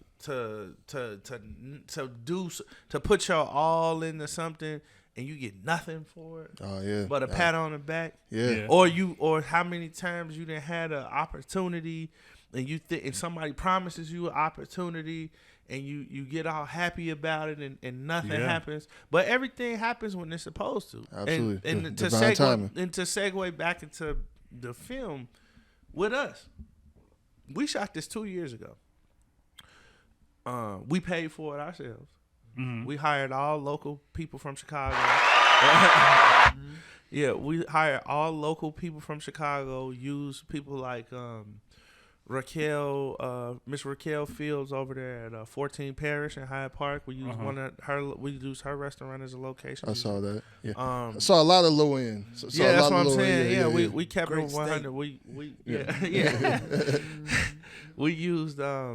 We used, like I said, Shay. We used this other young lady. Her name is Nasinja Wilson. She was an assistant director. Her company's called Womanly Productions. Very, very. She also acted in the movie for a minute. She was the light skinned lady that was in the scene with the other girls. Yeah. Nice. But we a beautiful cinematographer by the name of Kane Camacho. He's done a lot of stuff. Done stuff with Kanye and things like that. Nice. And so the biggest thing is that we've had a couple conversations with some streaming platform studios about taking this to series, right? Greenleading it, streeting it, or whatever. And we got real close. And the person just never did what he said he was gonna do. And we talking about a person at a studio, black person at a studio that I met, being in a room, working on something that 50 was working on at the time. And you know, That niggas, wild ass nigga. yeah, niggas don't want a handout. We just want an opportunity. Yeah. You know what I'm saying? Yeah. We could do the rest. You know what I'm saying? Like we was just asking for the official. Well, first of all, to look at the shit. Yeah. It's so easy now to get people to look at it, but before everybody was just like movie, like, you know what I'm saying? But what happened was, the way the guy works is, I'm a big person that deals with the universe. You know what I'm saying? Yeah. And I don't know if y'all know this, but Martin Luther King and Malcolm X and a lot of other black leaders were killed at 39. Yeah. And if you know the correlation to what that's about. Okay. 39. So in our culture, and in a lot of different things, Dogon tribes, things that deal with African tribes, a black man reaches the height of his spiritual power at 40. A lot of people believe that those men never made it to 40 because they would have been unstoppable. Yeah. I believe that with that being said, I'm very in tune with the universe, and moves become quicker now, right? It's not a procrastination game with none of us or what we got going on right now. It's, we see something, we see blue, we go red, whatever, however it happens. So what happened was, for about a year and a half, I had operated outside of the Soho house. As far as like, that was like, you wanted to find me, you wanted to do business, you knew Mitch was, that's where you got to go find me at. Hey, look, I went to the Soul House last month. Shout out to J.Illa. He be up there. Yeah, he's a resident DJ. Yeah, he be DJ. Yeah. So like I went up there and it was so different. Like my thing is, not to get off topic, not to stop what you're talking about, but like when you're in a space where it's membership only, right? But it's open for that period of time for you to come in or whatever. Right. It's a big ass bar, but plenty of comfortable seating. Mm-hmm. You know what I'm saying? So you can chill, vibe, dance, drink, or just go in the corner, you know what I mean, have a conversation. Mm-hmm. Right. You feel what I'm saying? I miss that vibe from the club scene that used to be like that in Chicago. You feel what I'm saying? We were just talking about this other day But- about how the club scene ain't the same no more. Yeah. Lost its soul. Concerts are going down. Like, you know what I'm saying? Because nobody's in the moment. Like, everybody's out, like, looking at their phones, taking pictures. Recording it. Yeah. It's like, it'd be so crazy because I always notice it when whenever I go to concerts and shit, like, everybody's, like, looking at the concert, like, through their phone. It's so weird to me, like you know what I'm saying? the whole show. But yeah, like niggas recording everything. But even On to the memory right out. but yeah, exactly. Not but if you got a Samsung. Oh my God. right, here this nigga go. Here we go. Yeah, but you're literally not in the moment because even when you're looking at your phone, there's a delay. You know what I'm saying? It's not instantaneous. Yeah, so you're not in the moment. So everybody is like, I don't know, it's just weird. I mean, I take my phone out when it is definitely because I go to a fucking lot of concerts. I just went to Marsha and Brosa the other night, like just randomly. But like I will film like a certain part and then you realize it, Yeah, right? Because we come from that, you know what I mean. So you'll realize, like, you know what? Let me just sit here and just look at it. You know what I'm saying? Just look at it. You don't have to record everything. Everything's not meant to be recorded. We unfortunately, gentlemen, we old. That's what the kids do now. Facts. Yeah, Everything is consumed through a lens, yeah. a screen, a filter. Reality. I hate filters. Reality. This is. I can't stand filters. I think I got cursed out for filters. Look, man. I'm telling you this. That's just. The youth are content creators now. That's what they are. Yeah. And this is what they grew up with. Some of us was blessed, right? We was blessed if we had like a word processor computer or a typewriter, right? Shit, fucking internet. The internet, nigga, Just here. Like, it was on. You remember you had one homeboy in the hood that was the first one with internet, and everybody came to his house. Hey, Like, log on. Hey, look, you couldn't. The shit would cut off when somebody call a house phone. And yeah. I gotta get on the phone. Cut that internet out. Right. Some niggas ain't had call waiting. Remember when Call ID came out, nigga? Yeah. When you could finally see Dude, who was calling? Not even that. Like, I recently saw something Instagram of a commercial for a headset phone, but still had the cord connected. The phone sat on your face, but this side, like the house phone. Really? It was a commercial to that. Like, and I was sitting there like, damn. I remember when it was cordless phone. Yes. I didn't even know y'all had a headless phone. Like, you know what I'm saying? Like, it had that blew me away. Like, the shit that I tell my 16-year-old kid about how we used to get music, you know what I'm saying? He is blown away. It's just crazy when you think about like how life was. Like, even with me, like, you know what I'm saying? Like with my job or whatever, like I got a phone for email, right? So now it's like, because there's almost an expectation of you to at least pay attention to shit outside of work. Whereas before, shit, once you was off, you know what I'm saying? You was off. Yeah. Right? Once you got, and even just like, not just with your job, like once you left the crib, right? People couldn't just call you. People couldn't text you. Yeah, no. You know what I'm saying? You in the car by yourself, then you literally by yourself. You know what I'm saying? Like, there's no other way for people to reach you. So like, more of your time was really your own. Yeah. You know what I'm saying? So now it's just like, none of that. Your time is always shared in some way, and people always have access to you to the point where it's just like, one motherfucker gonna say they trying to call you, you don't answer your phone. Why you ain't answering your phone? Right. You know what I'm saying? Like, you don't even have the right to turn your phone off now. You know what I'm saying? Like, people in your personal life. You know what I'm saying? Hey, man, you straight? Yeah. I called you like 3 times. Probably tried to call you, nigga. Why you ain't answer the phone? You know what I'm saying? I'm one of those people, like, I tried to do the do not disturb shit. I got cursed out. I'm in this space now where, like, we're on this horizon, right? This cusp of things. Right. And, like, I got my hand in a lot of different pots. Yeah. So I don't have regular business hours. I'm really 24/7. Right. So I did that shit. Like, I had it set on, and it was like the week. You would think.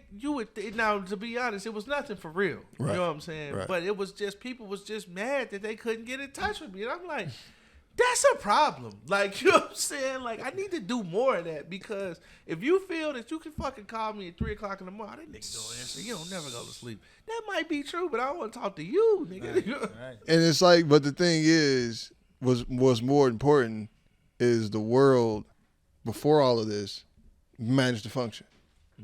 Everybody, all the jobs got done.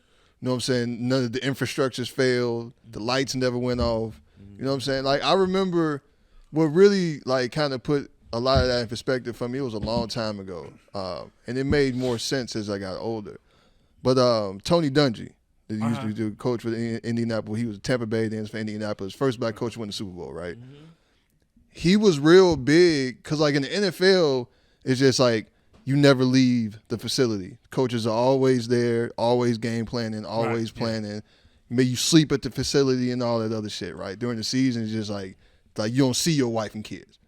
Tony Dungy was like, nah, y'all go home and see your family. You know what I'm saying? Like, get your shit done, but go home and see your fucking kids, right? And everybody was just like, no, well, you got to do this. This is the only way you win. Right.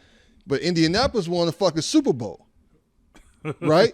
That's true. So if sacrifice, if you can do it and still operate in normal capacity without having to sacrifice all of this time, like motherfuckers talking about, like, you know what I'm saying, like, you can't team no sleep. Like, fuck that nigga, I'm going to bed. You know what I'm saying? Like, you can't run yourself into the ground, right? But being in this industry, like you said, you're 24/7. In a sense, yeah. Yeah, nah. I mean, you really can't. At certain points, you really. I mean, even, to be honest, see with the phone thing. You know what I'm saying? Like, I probably have to take this. We're gonna wrap it up anyway. Yeah, you really can't. You really can't take no time off because you're looking for your opportunity. You fishing for it. Then it comes to a point where it's the influx of that where, you have so many opportunities you can't take advantage of all of them. Yeah. And so it's always the flip side of that. But right now, like, nah, like we can't. But to wrap this up in a nutshell, so basically what happened was, the phone, Jesus. What happened was this. Hold on, let's see. This is real time. Hello. The first nigga to answer the phone on the pod. Yeah, I'm finishing up something right now. Can I call you right back? I just wanted to let you know that I had needed to get some more information from you. From what happened yesterday. So I just need like 10, 15 minutes and I'll give you a call back. I could. So yeah, no, what happened was somebody hit my fucking car yesterday.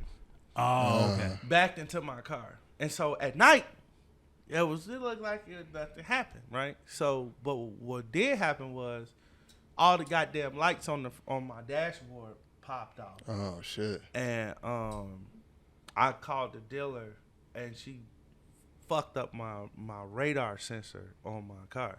So now I gotta take it into the dealer. I'm gonna be without a car for 3. Well, I'm gonna get a loaner, but so basically it was a cool thing. Like, yo, I don't see no damage, but in the morning, you know what I'm saying, I'm gonna see what happened because my car was parked and this person backed into me with the power of Thor.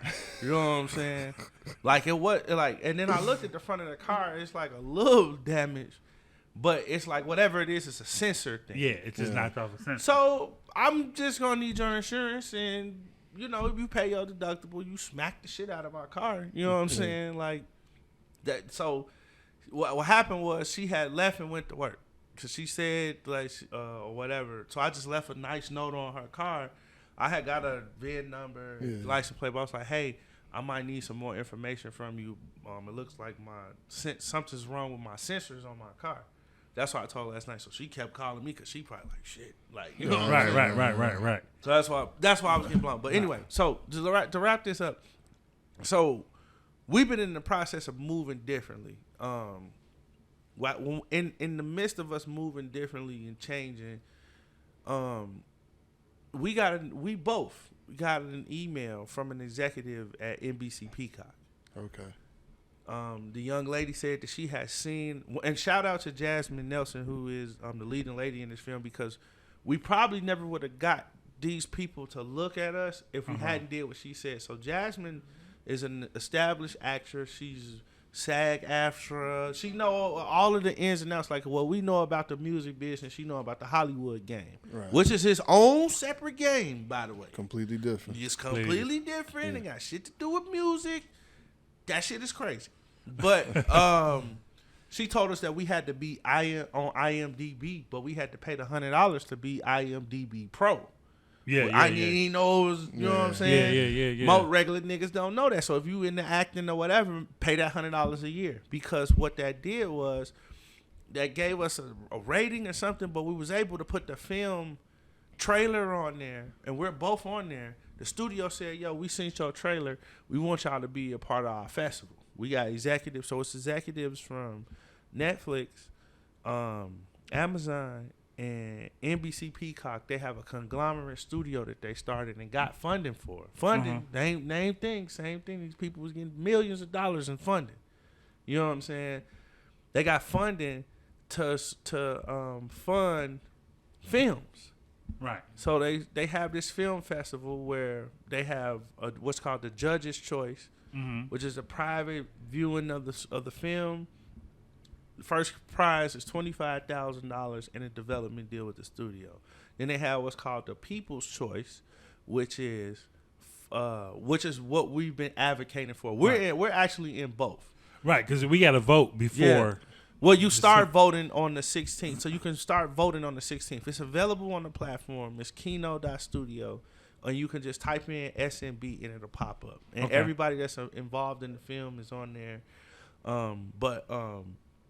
And the version that you guys saw is actually the full version. We had to cut 10 minutes out of the film in order to be eligible because it's only 20 minutes is the requirement. Okay. But I always want people that can see the full vision of what we did. I mean, we didn't cut a lot out, but we did cut some scenes. And some people was mad because that was their little scene in the thing. But it's like, look, we trying to get this deal. We get this deal, you gonna have a whole bunch. You're gonna have plenty more scenes. You can show your mama and all just stay that. focused. Look what I did today. Yeah, look at the bigger picture. Right. Yeah. So but we try to get out. So anyway,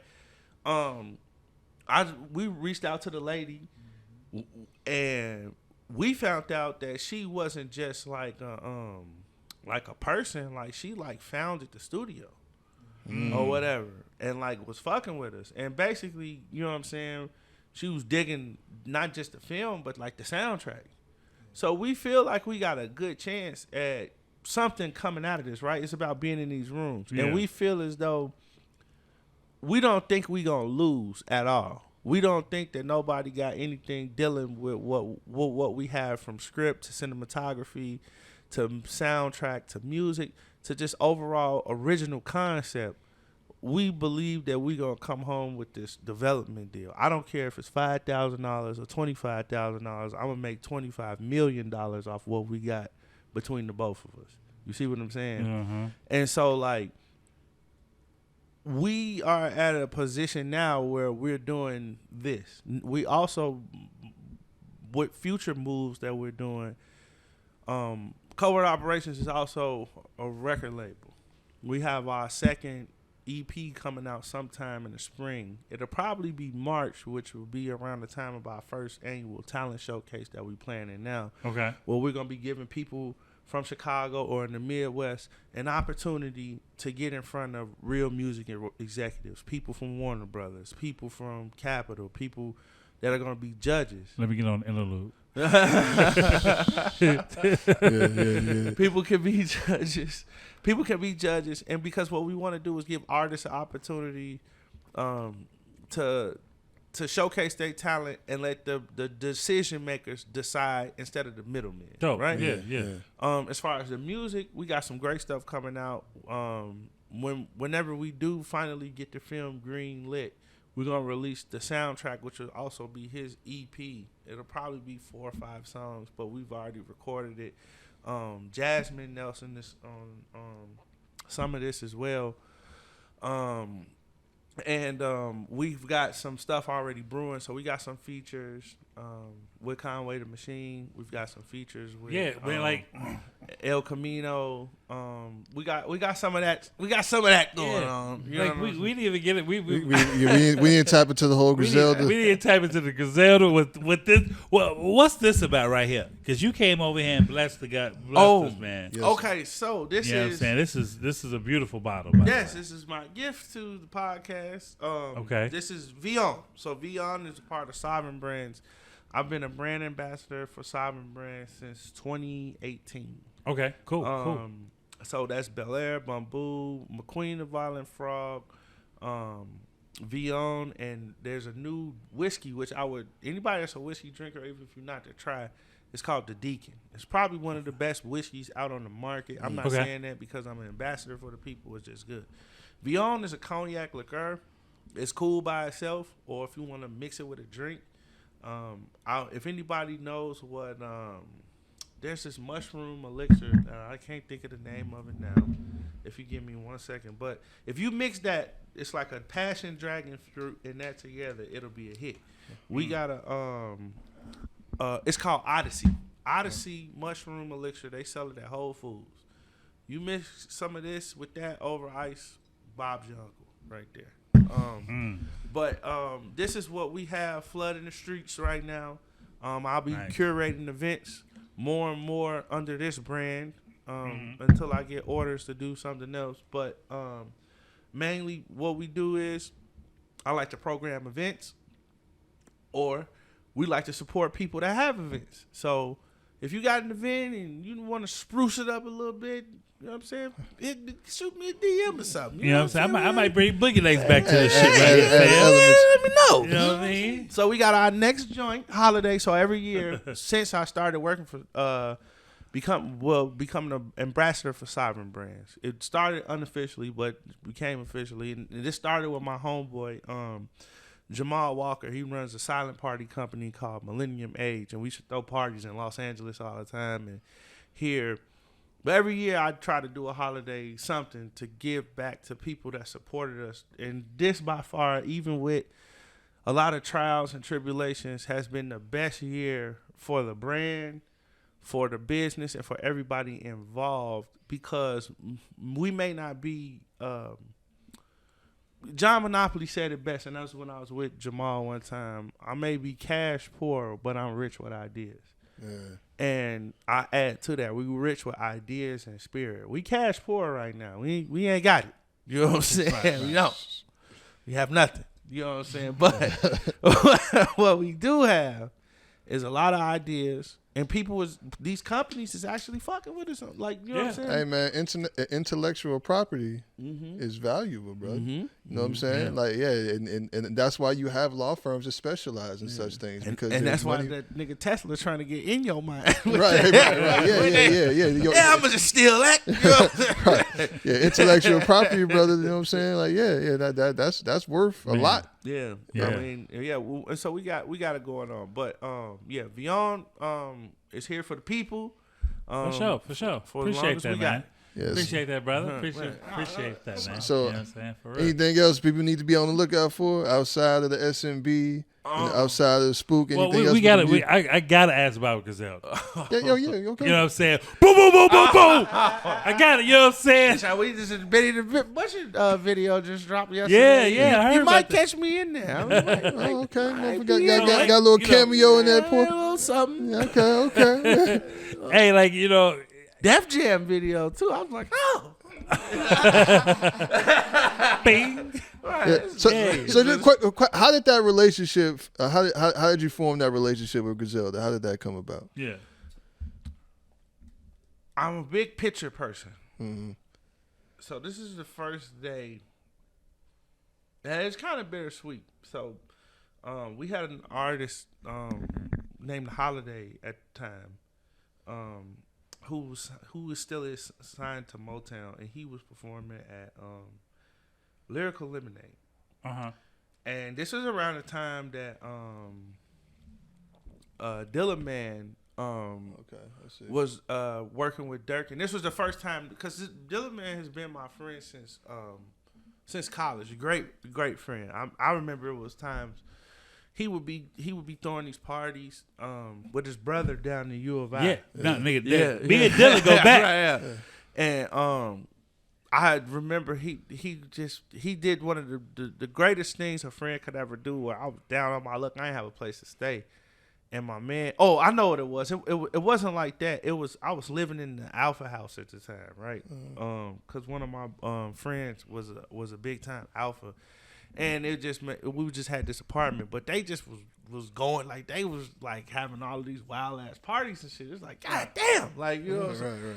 So Dilla would give me his crib, like his apartment, while he would go away for the weekend. You know what I'm saying? So I just have a peace of mind, because I mean, I still was on campus. I was in the student union and trying to make moves and shit like that for myself and trying to figure it out. And with Dilla, I had already seen his trajectory, because this is around the time that me and you was just finna meet, because Dilla had went to go work with Big Sean. He was the road manager. Yeah, when I just had started working with Drake. Okay. So it was kind of the thing, and the last thing he did was Dilla Man hosted that concert. A lot of people don't remember that too, because I still had I framed the ticket. Well, I made sure I put his name under Drake's. It's like Drake hosted by Dilla Man. You know what I'm saying? But anyway, he with him, it was just a thing of this was my first time in the official role in music. where me and him crossed paths. It's always been friendship. Yeah. I've always been, hey, I'm down here, Dilla man. You know what I'm saying? But this was this time we both on the stage working. And it was a good moment for me because me and him and it's another guy, his name is Kyle. We all kind of came up together, had all these ideas, and it's kind of good to see that all of us in a certain type of way. So before I met Brandon and all of these people that I met today, it really was just me, Dilla man, and Kyle that kind of had this that we're friends in college and we're kind of like trying to bust plays and shit like that. So anyway, I seen the Benny the Butcher. My boy Silvio, actually, it's my man Silvio, was the person that actually put me on the Griselda a couple years ago because he was technologically he was disabled. Like he don't know how to work a computer or nothing, right? Right. So he wanted like a disc or a flash drive with just everything Griselda on there. Like this nigga is a super fan. He has everything, right? He was like, bro, anything Griselda, download it for me so I can put it on my phone. I'm like, Griselda, who the fuck? What are you talking about? Hey, Diego put me on those niggas You know what I'm saying? long time. I was like, who are these? Yeah, and that's the thing. Like these, like Silvio, Diego, like they have a deeper knowledge base than even I do, and I be around a lot of them. You know what I'm saying? But these niggas, they going back to like 2010. Bro, I was. You know what I'm saying? Look, songs I ain't never heard. Gee, I was living.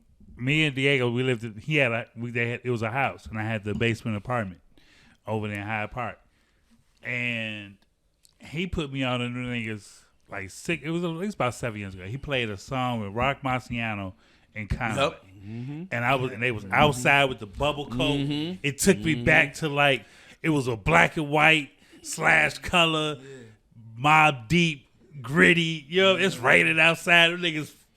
I was like, yo, this is crazy. He like, yo, these Rock Marciano and these niggas Griselda, they cold. And then like years later, I see it. I'm seeing the freestyles. I'm seeing the work put in. I'm seeing the merch.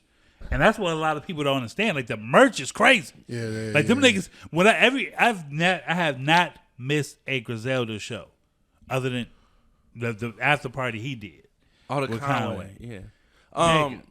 I'll say this about them, and to ask you, long story short, because I know we've been running for a minute. Yeah. I met Benny backstage at Lyrical Lemonade or whatever. We saw him perform. I ran down to the back because I just wanted to connect with somebody.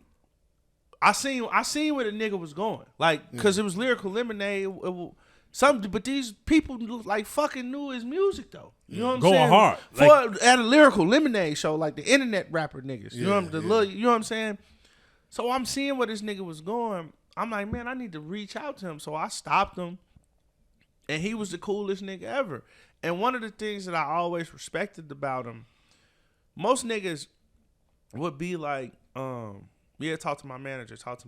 And the nigga manager is like to this day still mad at me about this shit, but it's not my fault. For the record, I met Benny. I said, Benny, how I get in touch with you? He said, talk to my man, Tony. Tony is his right-hand man who's also the head of his music label or whatever. Okay. He's not his manager. Me and Tony probably been running plays for like 3.5 years now. Yeah. And for whatever reason, the manager is fucking salty about the shit. You know what I'm saying? Because he ain't getting no money off of it. And my thing is, how you gonna be mad at me about something your boss told me, somebody your boss told me to fuck with? You know what I'm saying? It wasn't like I'm purposely like cutting you out. I asked the head, because like that's the thing, right? Like it's so hard to get past a lot of middle people. You know what I'm saying? Dealing with artists, right? You finally do, and then they say, well, deal with this guy. Whatever that reasoning was, why can't it be respected? And that had always been a challenge. Like with me. So there was a couple challenges. It was that, and this is being real, because the nigga manager is a cool guy, right? Like he's not a bad person. He just don't like me. You know what I'm saying? Right. And I say that in a way because he said that before, like, oh, I don't like. It's not that I don't like you. It's just that I get cut out of everything. Like, and it's like, well, nigga, that's your fault. Like, you know what I'm saying? Like. And then, like, when I do try to get shit done with niggas, he will not help in no type of way because we might need a signature for something or whatever, and it just makes it harder. And then like on top of that, Benny got like his deal with Live Nation. Right. So another part of difficulty I had with working with him in the beginning was I had to find like venues that was non-Live Nation because like here I am, I'm thinking to myself at the time, right? Like, yeah, I'm gonna just call Live Nation and be like, hey, yeah, I'm gonna do this Benny the Butcher show and it's gonna be cool. Right. And I'm gonna pay for it. Uh-huh. Yeah, right. It? Yeah. Hey. What time? Okay. Them niggas sent the email to everybody in Los Angeles, every venue in Los Angeles, Live Nation or not, and said, if y'all fuck with this nigga, it's curtains for you. And so I could not get a show to this day, probably. I don't know. When it comes to Benny the Butcher, I could not get a show there. They was not fucking around. You know what I'm saying? Like, I had to find these back corner venues and bars and shit to kind of make it work. And for the most part, it was a learning experience because what I figured out is that you have to adjust your strategy when you're trying to produce events out of town versus at the crib. At the crib is at the crib. Right. You know what I'm saying? And you got a lot more help. Yeah. When you do some shit out of town, whatever you bring on that plane or whoever you bring on that plane is really all you got. You know what I'm saying? And sometimes that's not enough. And for me, early on, I got overwhelmed with dealing with this guy on this big level and not having the infrastructure out of town to produce events. And I was being stubborn at the time because it was niggas in LA that was trying to help me, right? Like, this one dude, his name's Sean Healy, cool white dude, he do shows. Yeah, I know Sean Healy. He always does the currencies and metros. Yeah. He was like, yeah, bro, I'll help you out if we co-pro. Me being who I am, oh, man, no, G, I'm going to do it by myself, and it's on me. He was like, all right. You know what I'm saying? Have at it, nigga. Shit. He tried to help me, though. I'll see you later. Yeah, he was like, I'll see you all later. right, nigga, you going to do it by your, all right, bet. I ain't got, but at the time, I'm not knowing, like, shit, when you go out of town, shit, you got to break bread. That's because L.A. damn near where he from, you know what I'm saying? That's his turf. I'm moving in on his turf. He really was trying to help me. You know what I'm saying? He wasn't trying to be on no fuck shit. He was just like, look, bro, if I'm behind this show, you going to sell tickets. I got venues, but I'm going to want a piece of that money. That's just business. I didn't understand that at the time. The cost of doing business, yeah. But anyway, so I've worked with him and his brand in a business relationship where I basically book shows, provide opportunities, brand deals, whatever we can kind of make work, features. I've gotten some of my artists features with him, other people features, and stuff like that. And so Covert Operations. Yeah, it's like everything. You have everything in there. Yeah, I mean, I think with him during that time of working with him, one of the things I would like to say on record is that he didn't have to do nothing, right? Yeah. He could have took the money. He could have not took the money. He could have been whatever. But in his own way, and with some of his people, they tried to educate me about the goods and the bads in the game. Now, I understand. So with me, right, like, because I'm a good person. Like, I'm not, everybody say they're a good person, but I'm not out to shicey nobody. I'm really trying to make something happen for everybody. It doesn't work like that. Yeah. And I saw a lot of his people being conflicted, as in not breaking the code of, like, where I'm fucking up at or what I'm doing or if I'm being taken advantage of versus, man, this nigga a good nigga, bro. Like, you know what I'm saying? Like, let's try to help him out or whatever. So with him, with Benny, he always said positive things about me outside of my presence, outside of Chicago. Yeah. And that's what matters. That's exactly what matters. Yeah. When your name is mentioned in those rooms. Exactly. And it became synonymous with that. People that followed him started to follow me. He would also post things that I had going on his page, on his record company page. Now, this wasn't a thing where he wanted some money. Yeah. He was just doing it because he fucked with me and his people love. fuck with me. And it's a love-hate relationship with a lot of people in the music business, right? Because you got people that are sworn enemies, but if they got a hit record, they'll work together. You know what I'm saying? Yeah. so it started with him, and then when things started to ramp up, we had an event in New York. It did not go well, but it was a nice event. Benny brought West Side Gun there, and it was probably 12 people there, but they liked it because it was nobody in there. You know what I'm saying? So Wes brought his wife and a bunch of people, and they hung out, and from there I got tapped into Griselda. You know what I'm saying? Yeah. Because Benny is his own thing. Black Soprano family. Yeah. He is Griselda, but Benny got his own thing going on. We was talking about earlier. He got they all got their own thing. They all had their own dope. thing. It's very dope going on. But I started to meet people that work for GXFR, Griselda by Fashion Rebels. And from there, that's when I started to formulate these ideas of not just doing stuff with Benny, but with Wes, with Conway, with Armani Caesar, with Stove God. Yo, Armani. Don't start, nigga. Yo, what up? She's a very nice young lady. She's a very nice young lady. Very smart. I'm telling you, the lady. Bar heavy, though. Oh, yeah. Yeah, I mean, but if you go to Buffalo, you know what I'm saying? There's a lot of them chicks up there like that. You know what I'm saying?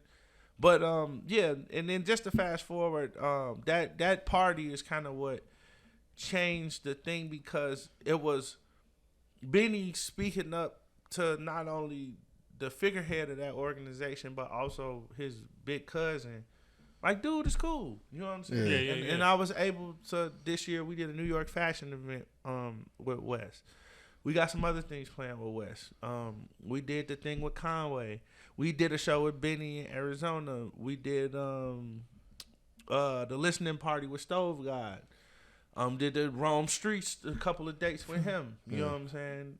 So we got some things going on, and you know, I say that in this way because it's so hard to find these relationships. So the last thing I want to say is, one thing about Chicago is that the music industry in itself has, like, let's say there's this 100% layer of bullshit, right? That the music business has. In Chicago, it's probably a 500% layer of bullshit, right? So you could spend you could spend decades trying to push through the layers of bullshit just to get to the regular layer. And what I'll say is that with these guys from New York, at least you just playing the regular game. You're not playing the extra game that come with the Chicago shit. Nobody is friends. We don't go to fucking family reunions.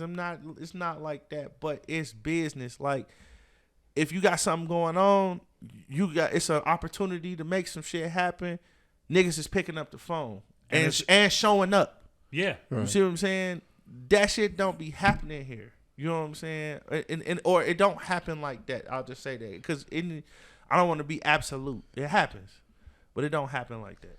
Nah, yeah, we all know Chicago is special when it comes to stuff like that, man, and we kind of our own worst enemy, because, like, there's so much talent here, there's so much that should be a part of it. It's kind of like, you know, we joked about the whole 50 years of hip hop, where, like, you know, and you talk about, like, it's been New York heavy, East Coast heavy. And this is the last thing before we wrap it up, but. You can think about, like, people from the South talking about, like, how the South is not represented. They won. And they not, but nigga, neither is Chicago. Yeah. But you don't hear the same battle cry. Basically. Yeah, because there's no universal Chicago voice for that. Yeah. You know what I'm saying? Like, yeah, we had shout out to Summerfest. We had our own little Chicago 50 here for that. But in terms of that, and that just I think that just speaks to the overall level of. That we don't have the same spirit of cooperation. And we've had some major contributions to the art form. Absolutely. So it shouldn't even be an issue. It shouldn't even be an issue to be looked over. Yeah, and I mean, Ye is one of the biggest, whether the fuck you like him or not. You can't deny his influence on the culture. I mean, I was gonna go back to Tongue Twister being in the Guinness Book of World Records. Yeah. You see what I'm saying? Like, that's a feat in itself for hip hop and history, but. Kanye is like 7, like, down the line. There's so many other people. Man, it's so. You know what I'm saying? During the month of February on on my I think on Easily Offended too. We did every day a black artist, actor, activist from Chicago, and I learned a lot in that month just by researching people that came from Chicago, like blues, jazz singers, trumpet players, piano players. You know what I'm saying? Chess records, so much shit. My like Delmar. And a lot of people don't understand with Chicago and music in general. Like when jazz had left New Orleans, Louis Armstrong came here first. Yeah. You know what I'm saying? Because of the Dutch Schultzman was his manager, the Dutch. Yeah. And it was between here and New York, but he came here first. And they cut. A lot of people don't understand that jazz moved from New Orleans and came here first before it went out there to New York. And we don't even get a lot of credit for that. You know what I'm saying? And a lot of people, Benny Goodman, Artie Shaw, a lot of different people came up through here and stayed here in these crazy ass weather conditions because it was a market for it here. So Chicago has always been a market for music. It has, because I'm recently reading Maurice White, from Earth, Wind, and Fire. Yeah. His book down, and he was talking about he lived in Hyde Park. Yeah, like he's talking about like the vibe that Chicago brought, the feeling he got here. He was like, "Yo, it's just Hyde Park was like a fake 52nd Street in New York when it came to producers in the 70s and 80s or whatever. Like between the parties and Cause then like John Monopoly and them throw house parties. John Monopoly stayed right across the street from Kenwood High School. Right. Matter of fact, when my first apartment in Hyde Park was in the same building, I ran into Happy, and Happy was like, "This building runs memories." I'm like, "What do you mean?" He like, "Man, John stayed right there on the first floor." Wow. You know what I'm saying? Back it was way back, man. But look, we got like 2 hours in. We got. You know what I'm saying? We got wrap it up. But see, no, this is the thing that we here at Easily Offended Podcast, man. This is one we like. Yeah. Very, very general, real organic conversations. You know what I'm saying? Because this is our 50th episode. Yeah. Wow. You know what I'm saying? Our 50th episode. We 2 years in, we still small, but we growing. And I really wanted this platform to be a platform where we bring people that are doing major things behind the scenes. Because, like you said, this is Chicago. You know what I'm saying? We got to support each other. You know what I'm saying? I think in Chicago, and I'm going to wrap on this note, the Chicago music market is, you just have to find your niche of people that's going to be solid with you. Yeah. When you get that solid group, you can do whatever. Because everybody that's came from Chicago got a solid group, and they grew up out. You feel what I'm saying? Yeah. Now, the one thing I will say about Chicago niggas, now, it may not be for everybody, but Chicago niggas are loyal. Now, it depends on what they loyal and who they loyal to. Yes. You know what I'm saying? But there is a spirit of loyalty that exists here. So when you have your tribe here, you know what I'm saying? Motherfuckers will ride with you. Yeah. Absolutely. Absolutely. Oh, yeah, for sure. Yeah, man. Man, brother. It's been a pleasure. Man, Marcus, thank you so much for having us. Absolutely. Oh, for real. Hey, tell the people where they can follow you at. Yes, sir. You know what I'm saying? With website, all that good shit, fam. You can follow me personally at Markovian Prime, MarKovian Prime on Instagram. My company's page is Covert Operations, but it's Covert Opcom. And then my website is covertopcom.com. So it's kind of just a play on words. We also got a YouTube channel that's fake doing decent. Okay. Doing decent. You know, I got like 80 subscribers. You know what I'm saying? Hey, you well on your way, brother. Well on your way. Hey, you know what I'm saying? But so a blessing. Another, and I'll leave on this note. Another blessing from the guys from New York. Westside Gun did I had an idea for like an interview for him to do, and we did it. And I had to get a special permission from the Soho House in New York to do it. But I was able to put it on my YouTube channel. I got like 11,000 views on there. That's what's up. You know what I'm saying? Blessings. You know what I'm saying? Like, ain't no copyright, none of that going on. Ain't nobody coming after me. It was just love. You know what I'm saying? And so, niggas, keep doing what you're doing. It's going to be okay. Absolutely. 100%. 100%. Yeah, man. Marcus, where they can follow you at, man? Marcus S. _13. Matter of fact, it's MARCUS_S_13. Okay. You can also check out my clothing page, Kosher Clothing _LLC. Oh man, for sure. We gotta get those hoodies in, man. And side nigga. Side nigga blues. Side nigga He blues. had the thing. Side He got nigga him already. Man, nigga, that's just a dope shirt. Just yours for the summertime. Just you know what I mean? Yeah. You know, real. What up, man? Real the producer 914. On 914 Media Group, both on IG. Yeah, man. This your boy L Boogie, Classic 1979 from Instagram, man. Once again, I want to thank you, Mitch, coming through. Marcus, thank you for coming through. All the listeners, all the subscribers, everybody that like, share, show love. Man, we really appreciate y'all, man. Y'all have a great 2023. We will definitely see you soon, man. Peace. Peace.